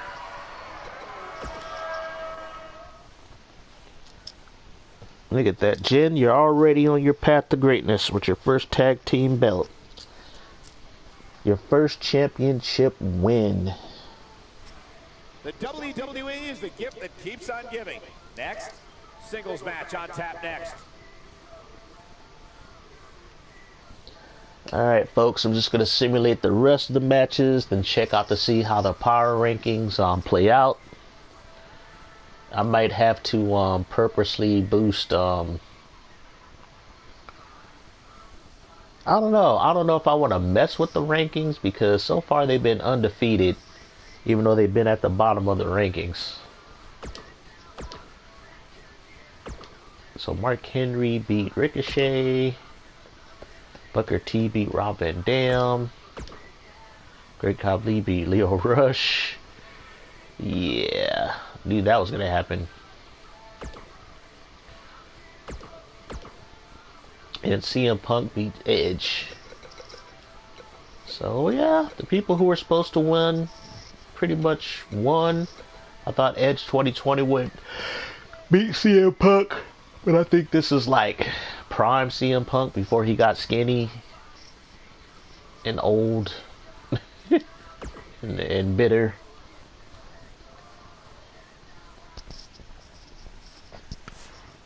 People forget that CM Punk used to be a pretty beefy dude.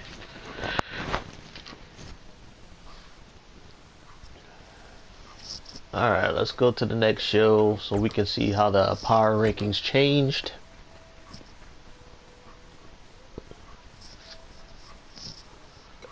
Alright, let's see. So, Charlotte first, at the top of the list. Akira's number 2, Alicia Fox number 3, Brock Lesnar top 4, AJ Styles, John Cena shot up because he was like way down the list. Eddie Guerrero, oh what? He is the champ. Trish Stratus, Kingston, Big E, Booker T. Wildcat is still keeping her top 15 spot even though she haven't wrestled in a while. Great Khali moved up. Dean, Jeff Hardy moved down. Miz moved up. Asuka, Matt Hardy went down. Steve Austin. It's funny because all the legends, they were like way at the bottom, but now the bottom is shaping up with the jobbers like R-Truth, Ricochet, Lita and them haven't been wrestling. Naomi hasn't been booked. Yeah, Goldberg and them haven't been booked. China Doll took a beating from Angel. Let's see what Sexy Libre is like. So Akira's at the top spot. Moon Fox, Alicia Fox, Bombshell Bunny dropped down. She used to be number 1. But Akira and Alicia Fox. Alicia Fox was number 1, but now she's down to number 3. Sweetie Chang went up. Black, that bitch still. Sweetie's sister Lisa. The four tag teams in the top 10. Take it up. Yeah.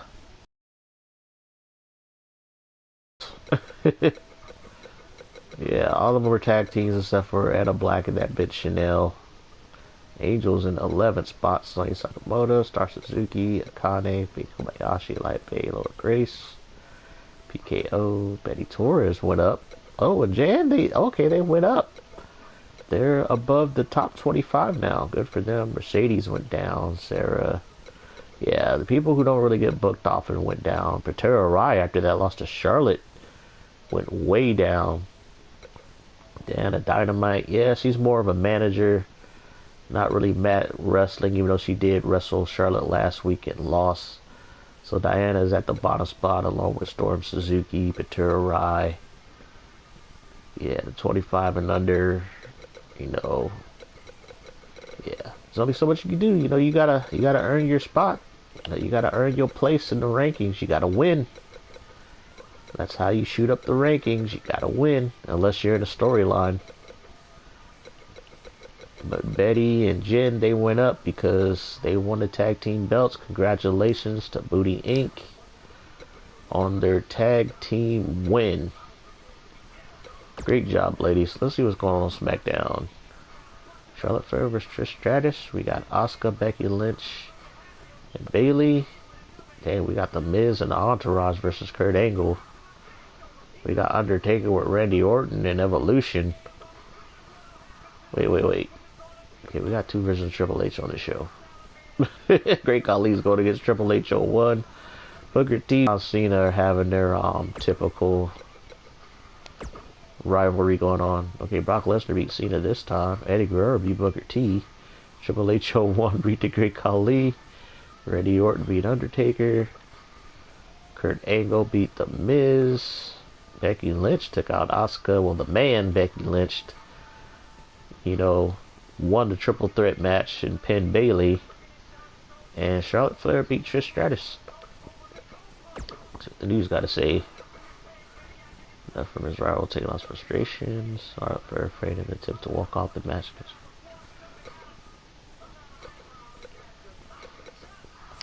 Alright, so let's go on to see what's going on Sexy Libre. And the next week, tonight's show, main event. Oh, Faith Kobayashi starts Suzuki's going again. I figured Faith Kobayashi would be a little salty about that loss. And then we got the tag team champions versus Sarah Yamashita and Storm Suzuki. And they keep booking this match. I don't think Wildcat is healthy. Okay, Anna Black, she's cleared to compete. But Wildcat is still not cleared to compete. Still not cleared. But they keep on setting up matches for her. Ooh, we got too many tag teams. We got 3 tag teams, folks. 3 tag team matches. I guess these storylines, especially for these 2, are coming to a head. But yeah, these 2 need to go at it because we need challengers for the tag team belts. Yeah, all these tag teams are in the top 10. All the wrestlers. Oh, China Doll's going to take on Charlotte Flair. Charlotte Flair is like, man, Sexy Libre got a bunch of jobbers. Oh, we got to set this match. I'll have Laura Grace face Angel for the 24/7 belt. And Anna Black and Bitch Chanel is continuing their rivalry.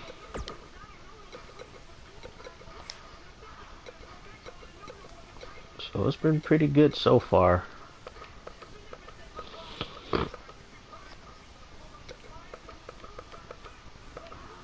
But with that being said, I want to thank those who stopped by tonight. Poppy B 209, whoever else stopped by to watch the show. Thanks for watching.